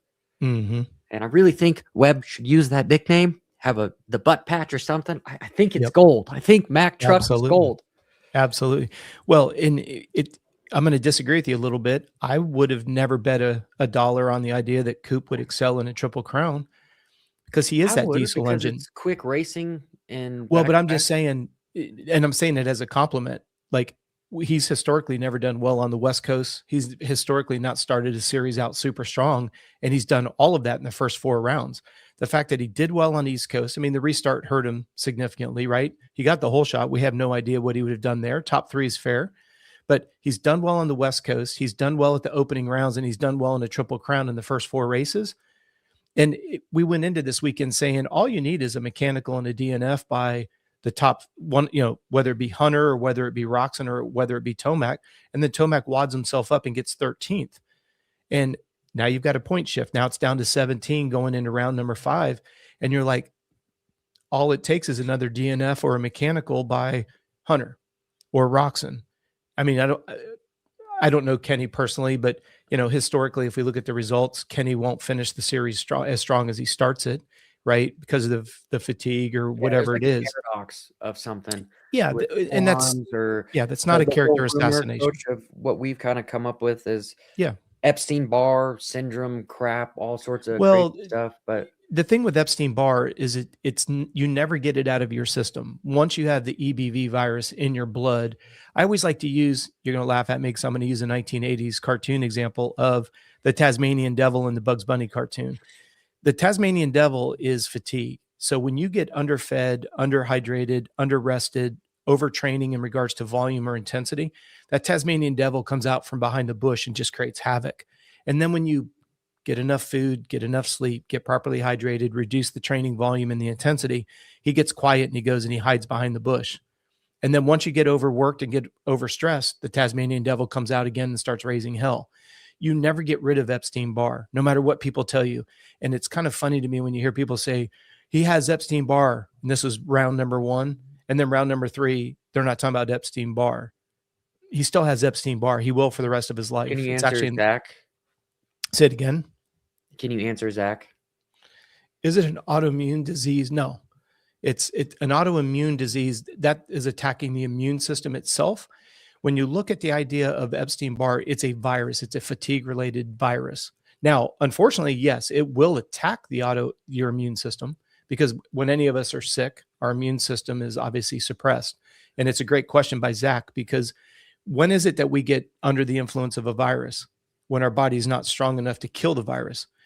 It's kind of like we have no idea how many viruses our body destroys on a daily basis. So if you're fed, rested, and hydrated, your immune system is strong enough to devour and destroy anything that gets into your system, either through your mouth or through your sinuses. So, but the problem that you run into is you never get rid of it. And that's why I'm such a big advocate of fatigue-related diseases like Addison's, which is what Marchbanks has, Epstein-Barr, which is, it's either Epstein-Barr or chronic fatigue, is what Seth Hammaker and Jet Reynolds have. So when you look at all these things, those are avoidable 100%. You just run the body into the ground, you end up with one of these fatigue-related diseases. And remember, once it's at a system level, you have cells that make up tissue. Tissue makes up organs, and a series of organs make up a system. When you get diagnosed with a fatigue-related disease, your system has been unfortunately penetrated, and it's a closed network. You never get rid of it. So when you talk about the idea that, hey, the fatigue related is the Epstein-Barr is in Kenny's system, and that's why he can't go the series, that's legit. That's not an excuse. That's legit. And we've seen it historically year over year. Now, I don't even want to go down the bunny trail of, are they on special juice to get through a long season? Yes, no, maybe. I mean, there's a lot of things, but here's where I want to go back. Go ahead. Minor sidebar. This here with Kenny, watch who comes up to him.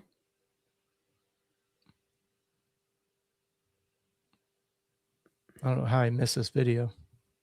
Is this one where you said read his lips? Yeah. But watch who ends up coming up to him. He called somebody over. I think he called his mechanic with the bike, but oh, okay.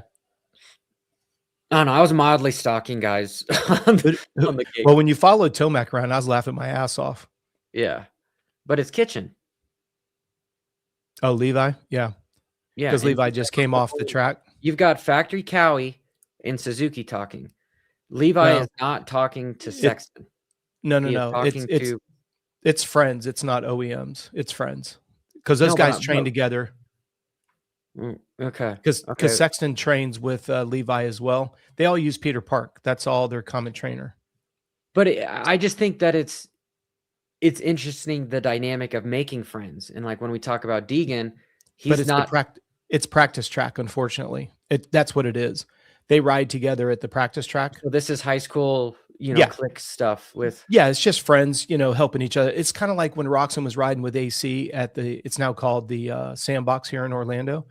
It used to be Grant Langston's place, and that was leased out by Villopoto, and AC and Villopoto were at Grant Langston's place. And then Mike Grundle from Planet Fitness, who's the investor in Geico Honda, he bought the facility, and now Jason Baker with Dream Tracks owns Sandbox, and they have a pro supercross track there. For the longest time, it was Roxon, Sexton, and AC, and then the Martin brothers were there, and then everybody went separate directions for different reasons. So that's just more of a who rides during the week, talk to me, what'd you see on the track kind of a thing. Because if you look at the last video that Sexton put out getting ready for the season, I don't know where they're at, if they're at Peter Park's gym or whatever. Bunny Man, no, I did not train Peter Park. I have nothing to do with Peter Park. Peter Park has a completely different path. Peter Park has a different methodology and mindset, and I never want to be associated. Spider-Man? I never would be associated with that. Oh, okay. Sorry, I didn't mean to make a joke where it looked like no. No. Just people have track records and histories and stuff, and I like to stay in my lane, and for that exact reason. Yeah. Zach Tack, again, I know I keep highlighting him, but he says, IVs are not allowed. Definitely not in MX. They're not allowed, but you know what happens is what happens There behind you closed doors or behind closed doors in the rigs. I IV know damn well if I had access to that stuff, you know damn well you'd be doing it. Damn Well, well. and here's what's crazy. When you do a when you take an IV, the half-life of that is not even that long. So I don't know the exact numbers on it, but both I was the Walrus and OG Mars are both correct. JS got um, a 2-year ban because of Adderall. And yes, James Stewart's nurse was raising hell looking for her credentials, and they asked, "Why are you here?" And she literally said out loud with everybody in the office, said, "I'm here to give James Stewart his IVs." So, Which any tells rate, you that, like, everybody does it. yeah, Everybody does it, and it's not just allegedly motor, and it's nobody not gave even her that, hey, this is a situation that we need to keep on the down low. right, and it's He not just even comes in for like, oh yeah. motocross, because a lot of people are like, well, they only do it in between the motos at motocross. You're right, but they also do it in between, the night qualifier and the night show. This is the great part about having your own motorhome, because legally nobody can walk in your motorhome. So what goes on in the motorhome? Um, there's a particular pro, and Johnny, you and I spoke about this off the record. There was a pro that had just moved up from the 250 class to the 450 class, and he bought a big, beautiful motorhome, and he started doing this vlog. And like right in the back is an oxygen tank. You can see the IV machines. And I texted you and I'm like, dude, is anyone not paying attention to what's in the background? I mean, it's like, whoop, whoop, whoop, whoop, whoop. I mean, there it is. And I'm like, for Yeah. Pete's sakes, It's man. like taking a selfie, of Yeah, yourself yeah. and you got the With the mistress bong in in the the mirror and background. you're like, "Oh Yeah. shit, I shouldn't have had that." Oh my gosh. But at any rate, and then during the summer, the IVs, you've only got a 1 hour break in between. The IV is going to make you feel like $1 Well, million. coach, like, again, with everything about these bikes, like, I've got some more videos that I'm gonna post, so make sure you look at stuff, but Yeah. how much better the factory bikes are. It's a broken record, right? But it's just that whole program, so, um, it's Well, stay it's a on that thread of professional thought. sport. If you will do Yeah. whatever it takes, and you've got a group of guys that will do whatever it takes, and that's what makes it so exciting, and that's what also makes it so dangerous and so Yeah. appealing, and yeah, like, we all wanna see bigger, stronger, faster constantly, Well, I want Jet to come back because I guarantee you more guys would be popping out quads because 'cause they'd have to. Well, if you're going to go there, let's go there for Nah, 15 maybe let's seconds. not go there. Well, here's what Let's I not was go just going there. to say. When you talk about everybody wants to see bigger, stronger, faster, there's that guy out there that said, let's do the Run What You Brung Olympics. And it's like, we're not going to test. You can be on any juice under the sun, and it hasn't gotten off the ground. So I think it's interesting when someone says, we just all want to see bigger, stronger, faster. We don't care how it's achieved. And then this guy's like, okay, sign up. Let's do the Olympics based on the fully juice games. And it can't get anywhere. So it's like, you don't like it when they do cheat, but then when you open it up and say everyone's going to cheat, nobody wants to do Well, I that think either. that that's more political, Is truthfully, that because political or you're is it kinda, more like, ostracized if you had any other professional athletes go over to that but because isn't that's but you just validated my point. You're doing it over here hiding and it's okay because most people know you're doing it. But if we go public and just say, hey, look, we're all just racing the juice games, and now all of a sudden it's a public black eye, I just think it's an interesting double standard. alright. Going back to your factory bikes, if you look at the results, Garrett Marchbank's all the way down to 15th, last full factory bike. We know Justin Hill's getting some running some motors from KTM in 17th. McElrath is on. Um, is that what's up? Just people. Well, you Um, look at the main event with 22 riders, all the way down to Justin Hill in 17th as factory equipment. To your point, exactly. So it's pretty hard to make the show and then be competitive when you've got 17 dudes in the main event are all on factory equipment. The Kay Claysom's look at Kay Claysom.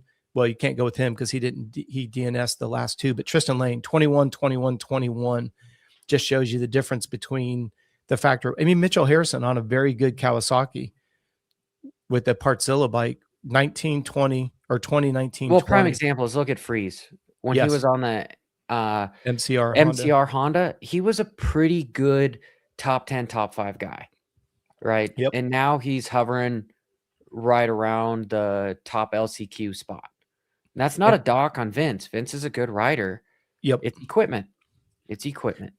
Now go up. Here's what's crazy. Go all the way up. This is why I was so proud of Christian Craig. I know it sounds soft, but look at Christian Craig, 19 because Ferrandis put him on the ground, but he went 8-8 in the other two, and that's not a factory Honda. I mean, it's a good team, but it's not a factory Honda. And we're seeing, a lot of people were saying, like with Max Anstey doing so well in the WSX. Look at Christian Craig. Let's just say that he went 8-8-8, and you put that up there. He's now looking at being at, what would that give him, 24 points? That puts him right in 8th place overall.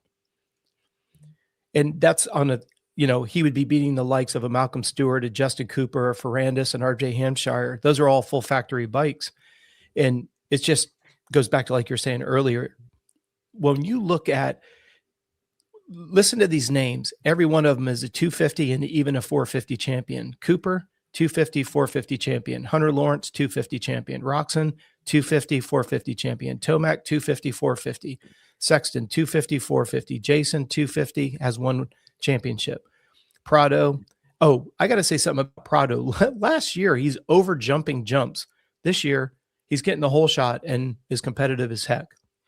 And not jumping whoops. He looks fast as anyone through the whoops, which that's unbelievable. Kind of that could hinder you, right? Now, I know, a lot of people not happy with Jorge. Well, and Malcolm, Justin, Dylan, RJ, Craig, AP, Joey Savacci.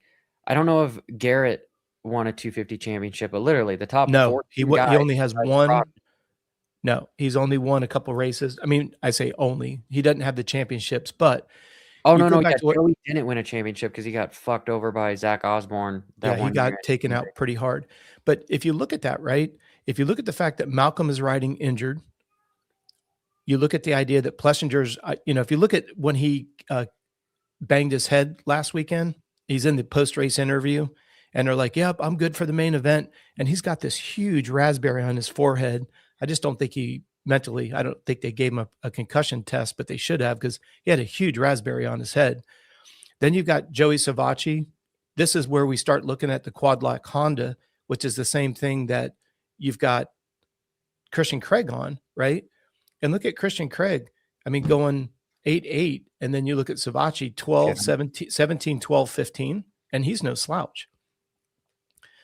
I don't know what's going on with Garrett. I don't think he's 100% healthy. And I'm surprised he's even racing. Talking with David Bailey and everything, coach, he was pretty adamant about he wanted Levi to have that ride. Like no slice to Marchbanks, but here's the thing, and I didn't want to argue with David because I have nothing but mad respect for that gentleman. I don't know that they had the budget for it. Because if you look at what they had to pay to get Sexton, you know what I mean? And Levi is going to garner a much larger paycheck than Garrett is coming out of the 250s at this point, unfortunately. So with Garrett, you get somebody who did Garrett have to move up too? No, he just had the luxury of getting offered to go up, because think about it. The way that Cowie was able to get Garrett to come up was, hey, you get to do your own gear deal. So he signs with FXR, right? So he steps away. He doesn't have to do a team deal. He gets his own gear deal. So yes, let's say that Garrett's getting paid $500,000 to $750,000 salary. Then he gets a $300,000 to $500,000 gear deal.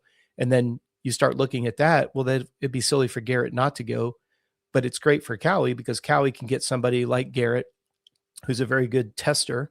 And I say that not like a Trey Kennard type tester, but he's good. He's super strong. And you could get him for relatively low money on the Kawasaki thing. It's just like Jorge. He took, I'm drawing a mental blank, the guy that left a Vial. So the only reason why Jorge Prado was able to go over to KTM was they had $500,000 earmarked for 1 year for Vial. So KTM already had the money earmarked, but they had already spent their money on getting Tomac over there. Plessinger is on the back end of a 2-year deal this year. So that money was already committed. They had enough to get Tomac to come over, and then they could give Jorge the $500,000 that they were going to give to Vial. So that allows KTM to do what they're going to do. It gives Kawasaki a chance to pay for Sexton, then be able to give Marchbanks his opportunity, let him do his own gear deal. You start stacking these together, and that's how those two teams come together. I just think it's sad not really sad, 'cause again, it's a fluffy word, but, Garrett is so capable, but I think with him coming in injured, social media you got even number 1, dude.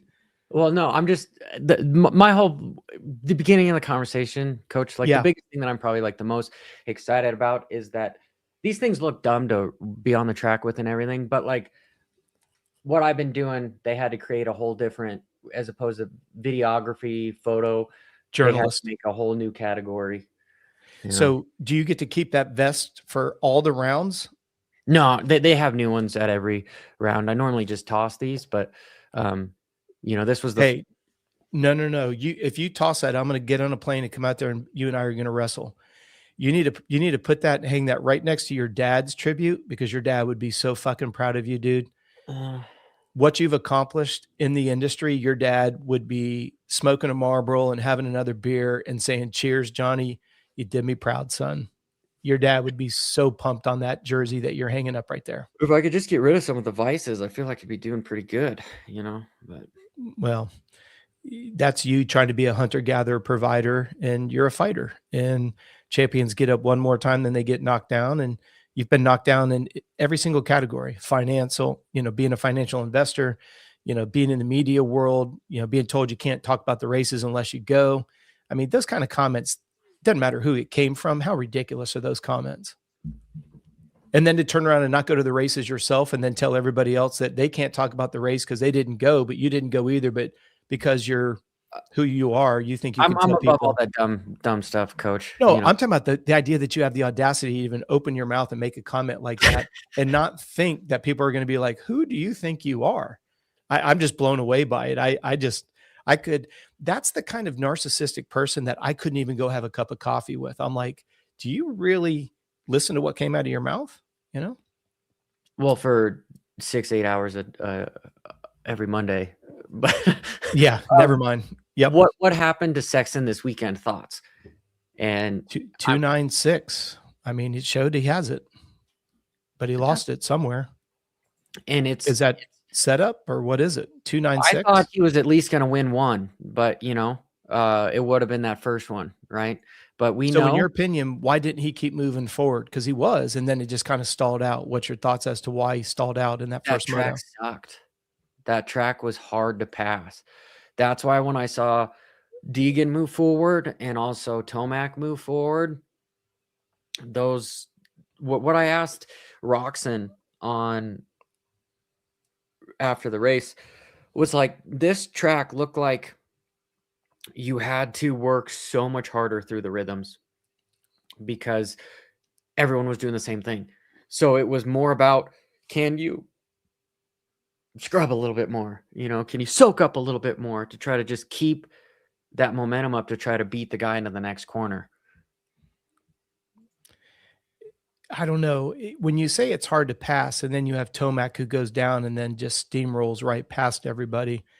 And I'm on public record talking about Tomac. As soon as somebody says this track can't be passed on, Tomac always makes everyone eat their words because he's just been the best over history of just being able to smoke through people. And yeah, I just wish I could see more of that. You know what I mean? It's just, and again, if we're going to go back to the subject of Sexton, I think that he would have those same kind of characteristics. But yeah, I'm not so sure why you can't really go through there.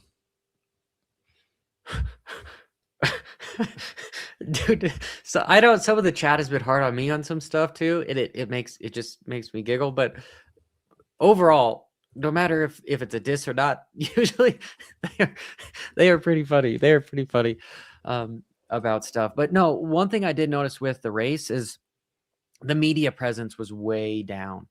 And for it being a triple crown, like that was the reason why I signed up to go to that race, was because it was a triple crown.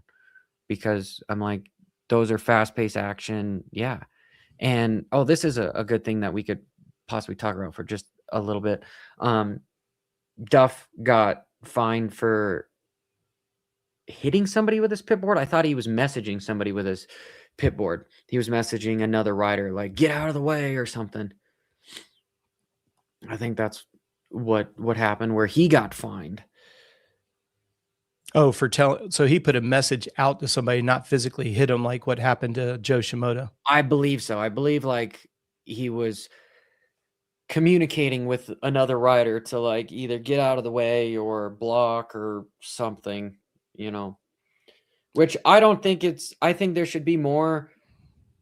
Okay, this is gonna sound stupid, but I like the drama. And if you had the team working as a team and we didn't think about, oh, it must be team orders, where they literally, you have the race director, like we've all watched Driven to Survive, where it's like, hey, we need you to slow down Hamilton for a few corners so that, our guy can stay out front. Like, I want to see that shit, just because then you just get annoyed with it and it creates enemies and it creates fans and it gets people more involved, So what Duff did there, I wish they would, like, honestly, the coolest thing that I have seen probably all weekend long, and not trying to, is Jade Dungy. Jade Mhm. Dungy is using here, can I?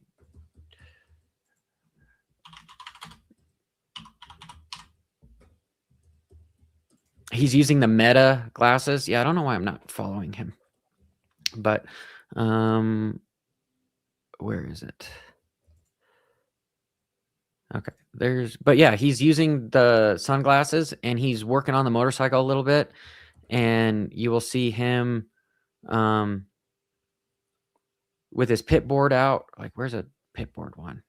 I don't know. He's got too many posts here, but sometimes he just posts him with the glasses working on the bike. And okay, he seems like a pretty funny dude, but I can't find it. But yeah, like a POV of him working on it. I think that's the Oh, coolest, that's cool. Yeah, that's very cool. of him just using the Ray-Bans. And sometimes he'll post stuff with the pit board. I think that's super dope. Super Yeah. dope. Well, But Jay anyway, Dungy, a lot of people don't realize, I mean, the journey that that guy's been on, when he was at KTM, it's public record that, Chase Sexton's father is a little bit difficult to work with. I mean, he goes through mechanics quite quickly. And I know that he wasn't happy working um, with Sexton when he was at Honda. So he left Honda and goes over to KTM, and then KTM ends up picking him up and he has to spin wrenches for him again at KTM. And then, you look at Jade, he's just a salt of the earth. The whole Dungy family is phenomenal. The dad's super cool, owns a concrete business, and he's got 3 boys that, he kept racing. And obviously Ryan, one of the best our sport's ever seen, et cetera, et cetera. But yeah, that whole family is a story of success one way, no matter how you look at it. Just great people. I got introduced to the Dungies through Spencer Dally and Mr. and Mrs. Dally. Spencer was Ryan's best man in his wedding, and I was actually working with Spencer, and Ryan had approached us and asked if we could do some work with him. And I noticed there's some comments here about me working with Dunge, and when Dunge was working with Alden, that's when he won and all this other stuff. There's a lot more behind the scenes than you guys are aware of. So this Williams guy that's saying that, well, he won, because of the Alden situation and stuff. It's stop, guys. There's so much more that is not even worth talking about. Do some research behind the scenes. If the results seem too good to be true, they are. And, again, I'm not even going to bite in on this. I've made a couple comments and that's all I'll say there. There's a lot more to the story, but I want to stay focused on Jade and what he's done. I mean, the hours that these guys have put in. I mean, there was a lawsuit that went on in our sport by somebody, and Johnny, we don't need to talk about who it was, but it's just silly to think that, a mechanic knows what he's getting into when he does it. It's a lot of hours. It's a lot of unpaid hours. We said at the beginning of our conversation here today, it's amazing how a rider can wreck X amount of times, and it's not ideal, but he doesn't get fired over it, at least not immediately. But if that bike breaks, mechanically speaking, that's well, like and this zero weekend was tolerance. really hard because they had to have 2 bikes ready. Yeah.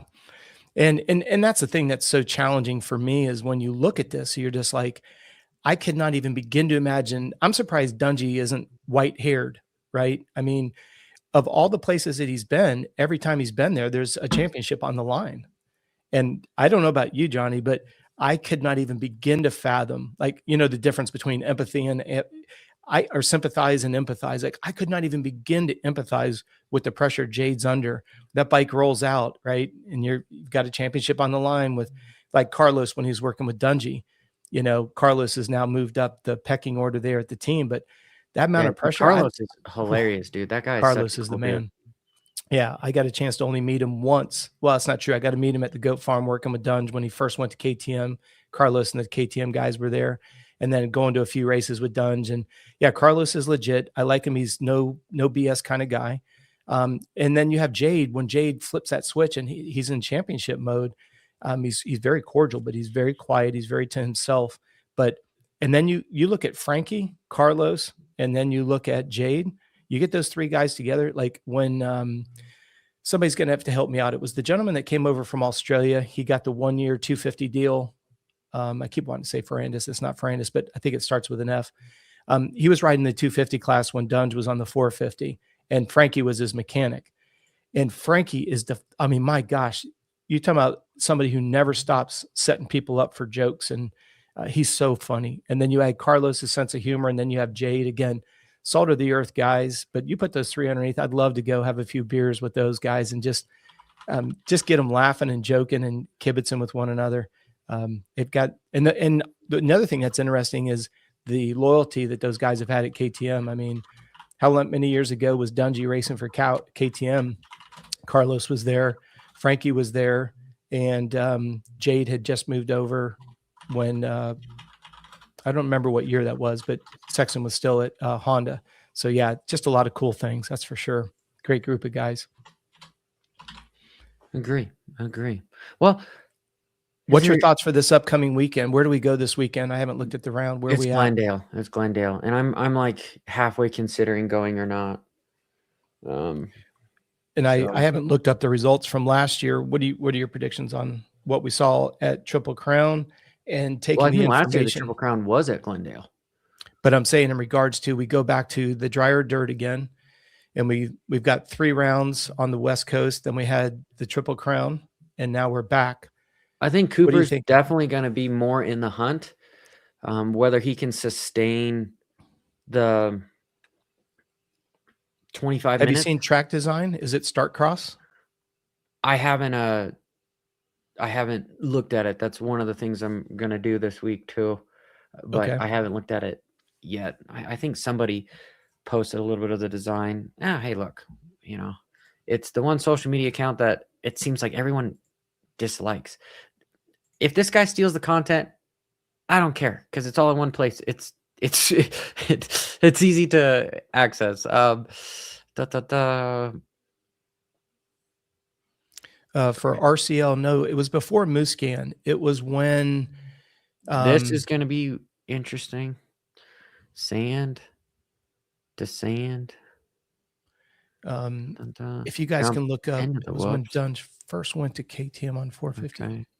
Man, it looks a little bit like Houston-y over here, but then the rest of it's a little bit different. Interesting. I like when the dirt is a little bit darker like that. I like it. I like when it shows moisture. I just think it's going to be hard in Glendale to keep moisture in that dirt. Yeah, and this stadium is notorious for ventilation is not the best. So we'll see. You mentioned that last week. Yeah, I forgot that this one's harsh on the ventilation side. So what do we have? But there's no triples here, so that's good. But we have a long start straight into a left-hander. Yeah, which is good. And what's it going into, lane 2, or is it going into up against the wall? I can't tell. It's going up against the wall. All the way up against the wall. Yeah. And then right there, okay. Then left, then back up again. Okay. Yeah, it'll be interesting. This corner sucks. This corner sucks. This is going to be super fast. Something probably happened here. Could probably happen here. This corner is going to suck. Sand is going to be hard to pass here, but coming into here, maybe. Right. And then here, and then this rhythm is going to be pivotal. This section. What's your thoughts, Johnny? Which way are they jumping across the start? Is it up against the wall, jumps across the start? Yeah, they're jumping down, and then they're jumping back across. Okay. Back down. So right there, keep going with your mouse. Keep coming, and you're coming to the starting line. So you're coming through the rollers or the Triple, rhythm. Triple, triple, triple. Step triple, on. double, triple. Okay, Kind of right what there. I'm Go saying. back to where you land across the starting line. Where do the guys land? Are they landing out in the straightaway? Well, it Like we saw depends this. on what you're doing. So here's my question, And because I wasn't at the race and we didn't see it on TV. Do they drag that section in between motos yes, so they yes, smooth it out? yes. Okay. I was sure hoping so, because I was like, that would absolutely suck. You go to grab your second shift and then you just all that interrupts, you lose all that forward momentum. Yeah. What's wrong with that website? Why do people not like it? I don't know. I don't know. I truthfully like these guys because it's a one shop It's a guy doing it solo. stop. And I'm all about the fair use deal. Where What's he like doing? to me, Using I your think content? this is free publicity, you know? He's You're losing me. What did he do that people don't like? He's taking someone else's content? well, because he takes everyone's content and then he just reposts it and kind of makes it his own a little Dude, sign little me bit. up. You can take my stuff and reuse it all you want. I don't care. Yeah, I say the same thing too, you know, Heck because yeah, get it out there. it just gives more exposure. That's the shit Well, that like I get pissed off about this sport is people feel like they owned something, you know, and it's like, no, let's build a table. Let's not build walls. It's the internet now. You know, there's the fair use copyright rules for a reason. You post something on this deal, his 51,000 viewers are going to be ideally different than my 50,000 viewers. So it's a win-win, right? yes. This is all a win-win. This is It's so free. funny you say that, because we just partnered. If you guys would do me a favor, go on Instagram and go to Dirt Period Bike News. We partner with them, Johnny. They're a company out of the UK, and Darren, who owns it's just a super cool dude all the way around. Follow this guy.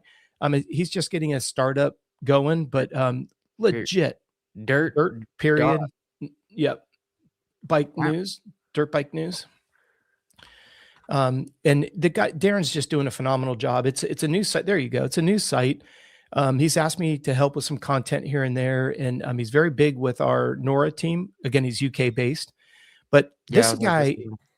Well, and it's funny you say that, Johnny, because he and I were talking about it. It's like we just want to get as much information out there as we can, and it's just a shame that people think that, like the guy that you were showing earlier. If he's taking your content and he's putting it out there and adding some comment to it, so be it. I mean, yeah. good for I mean, you. like You're sometimes when I take somebody's stuff, yeah, I will tag them or collaborate with them just because, you know, I think it's the right thing to absolutely. do. But Absolutely. even if you don't necessarily give somebody credit, like I don't really think it's a big fucking deal. So, No, you no. know, And like like you this is just said, a dope picture, and I'm sure somebody knows absolutely. That's who badass. who took it, right? And you know, uh, just I guess minorly calling people out on stuff is this is why Whiskey Throttle, uh, why on all their stuff they do a really good job, right? But on all their stuff, they're tired of people taking stuff, so they always put their logos on everything, you Gotcha. know. Gotcha. And I've used some of their stuff before to like add to it to help them out, and you know they've been like, "What are you doing? What are you doing?" And I'm like, "Dude, you're welcome." That's kind of all I tell them is, "You're welcome." Well, and that's the right thing to say, because I don't know, what is it? I know arrogance exists everywhere, but what is it with our sport? Like, I don't Oh, understand. it's just life in I general, just don't coach. understand it, But man. um, don't you have a phone call to get to? No, actually, I don't do any client calls on Mondays anymore, just because of the in fact, when we're done here, I actually will start video production about an hour. Um, any rate, I go from here, and then I'm doing. I've got a media crew that's coming in. We will do 3 hours of video, and then I am doing my last episode of Anatomy of Arm Pump webinar at 6 o'clock tonight. So it's all video production on Mondays, or I shouldn't say that. It's we do the first Monday of every month is video production. Otherwise, Monday and Friday is new business development. So I'm actually got invited to come over to Spain, and I got invited with the NORA race team that we manage. We've been asked to come over for their media and their boot camp. So we'll be heading over in a couple weeks to work with the NORA team in the UK, and then jump on a plane and go to Spain. And we have some closed door meetings on hopefully getting one, maybe two CRS micro facilities opened up over there. So we have some micro facilities. We have 4 in Australia. We have 1 in Ireland. We have 2 in the UK. And then I'd like to get Spain opened up. I've got an athlete that we're working with right now that we're going to be sending over to race the 125 class in 3 rounds of MXGPs. So trying to get our international development program. We just had 3 of our Australians. We had the Ride Tune group over here, Will, Max, and Anthony from Ride Tune, Southern Australia. They came over and worked with Steve Hatch. They actually just flew home yesterday. So it's been cool. We're trying to get our international development going. And then as I get the facilities open, as we get our coaches certified, then we can actually help them get established at these different facilities. So now we could try to help them build a career. So a lot going on, but no, Mondays and Fridays are the first Monday of every month is video production day. And then Mondays and Fridays are always new business development. So we Cool. have 17 locations in the United States. We're trying to get that built up. So Cool. micro facility wise. Well, I need to start doing some editing as well, Coach, and because I'm Well, daddy I'm glad you daycare for got the back next couple home. days. So Go get some sleep, man. You can't be running on 3 hours of sleep. Next time I talk to you, you're going to be sick as a dog because your immune system. Seriously, got yeah, to get some sleep, man. I know 2 weekends in a Well, row. thanks for all the content you put out. I know I was devouring it. It's good to see that 4 or 5 million other people did as well. So good job. Thank you. Enjoy that $1,100 you got out of it, even though you spent 15. Good job, man. Yeah, I know. Here, is it? Don't tell Paige look at? that. Don't let Paige know that. She's gonna put you on restriction. You won't Oh be allowed yeah, to go I'm in racing. much more trouble with fucking Bitcoin. So well, Well, like I apologize. I missed who said it in there. They said you only lose money when you sell it. Of course, you've said that forever. Just keep yeah, buying a little bit here and there, and leverage you're trading it, and it yep. goes to a certain part, and they take it as margin. Zach Attack, amen. Hit that smash button, smash that like button, as Johnny says. Thank you, Zach Attack. Appreciate it. Yeah. Yep, much appreciated. Keep doing you, Moto Fever, and you will be, dude. Absolutely. All right. Well, I appreciate you, brother. Thank you for doing this. I know you're on minimal sleep, and thanks to everybody who's here with us live. Dude, sleep is easy. You got broken ribs. So. That's okay. It's my own fault. What was I doing? I could have just opened the back of the truck and climbed in, but no, yeah, that was stupid on my behalf. And I could have just booked later flights, Coach. I could have just booked later flights. So. Well, anyway, I respect that because you want to get back home to your bride and your beautiful little ones, and people don't understand that, right? And like you're saying, you've got McAdoo talking about how his life's changing because he's seen that little baby on those sonograms and stuff. It changes your life. I mean, there's no doubt.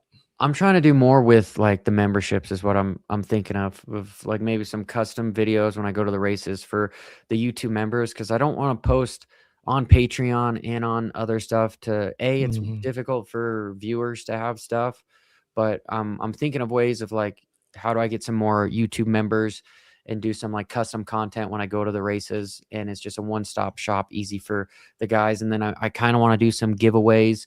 You know, I've been running around with the ideas of like some cool meta glasses and some other cool shit to give guys, you know, because yeah, getting some help going to the races, totally what I'm kind of looking at. But Coach, appreciate you, brother. Always, air hug. You know, I will see you next week.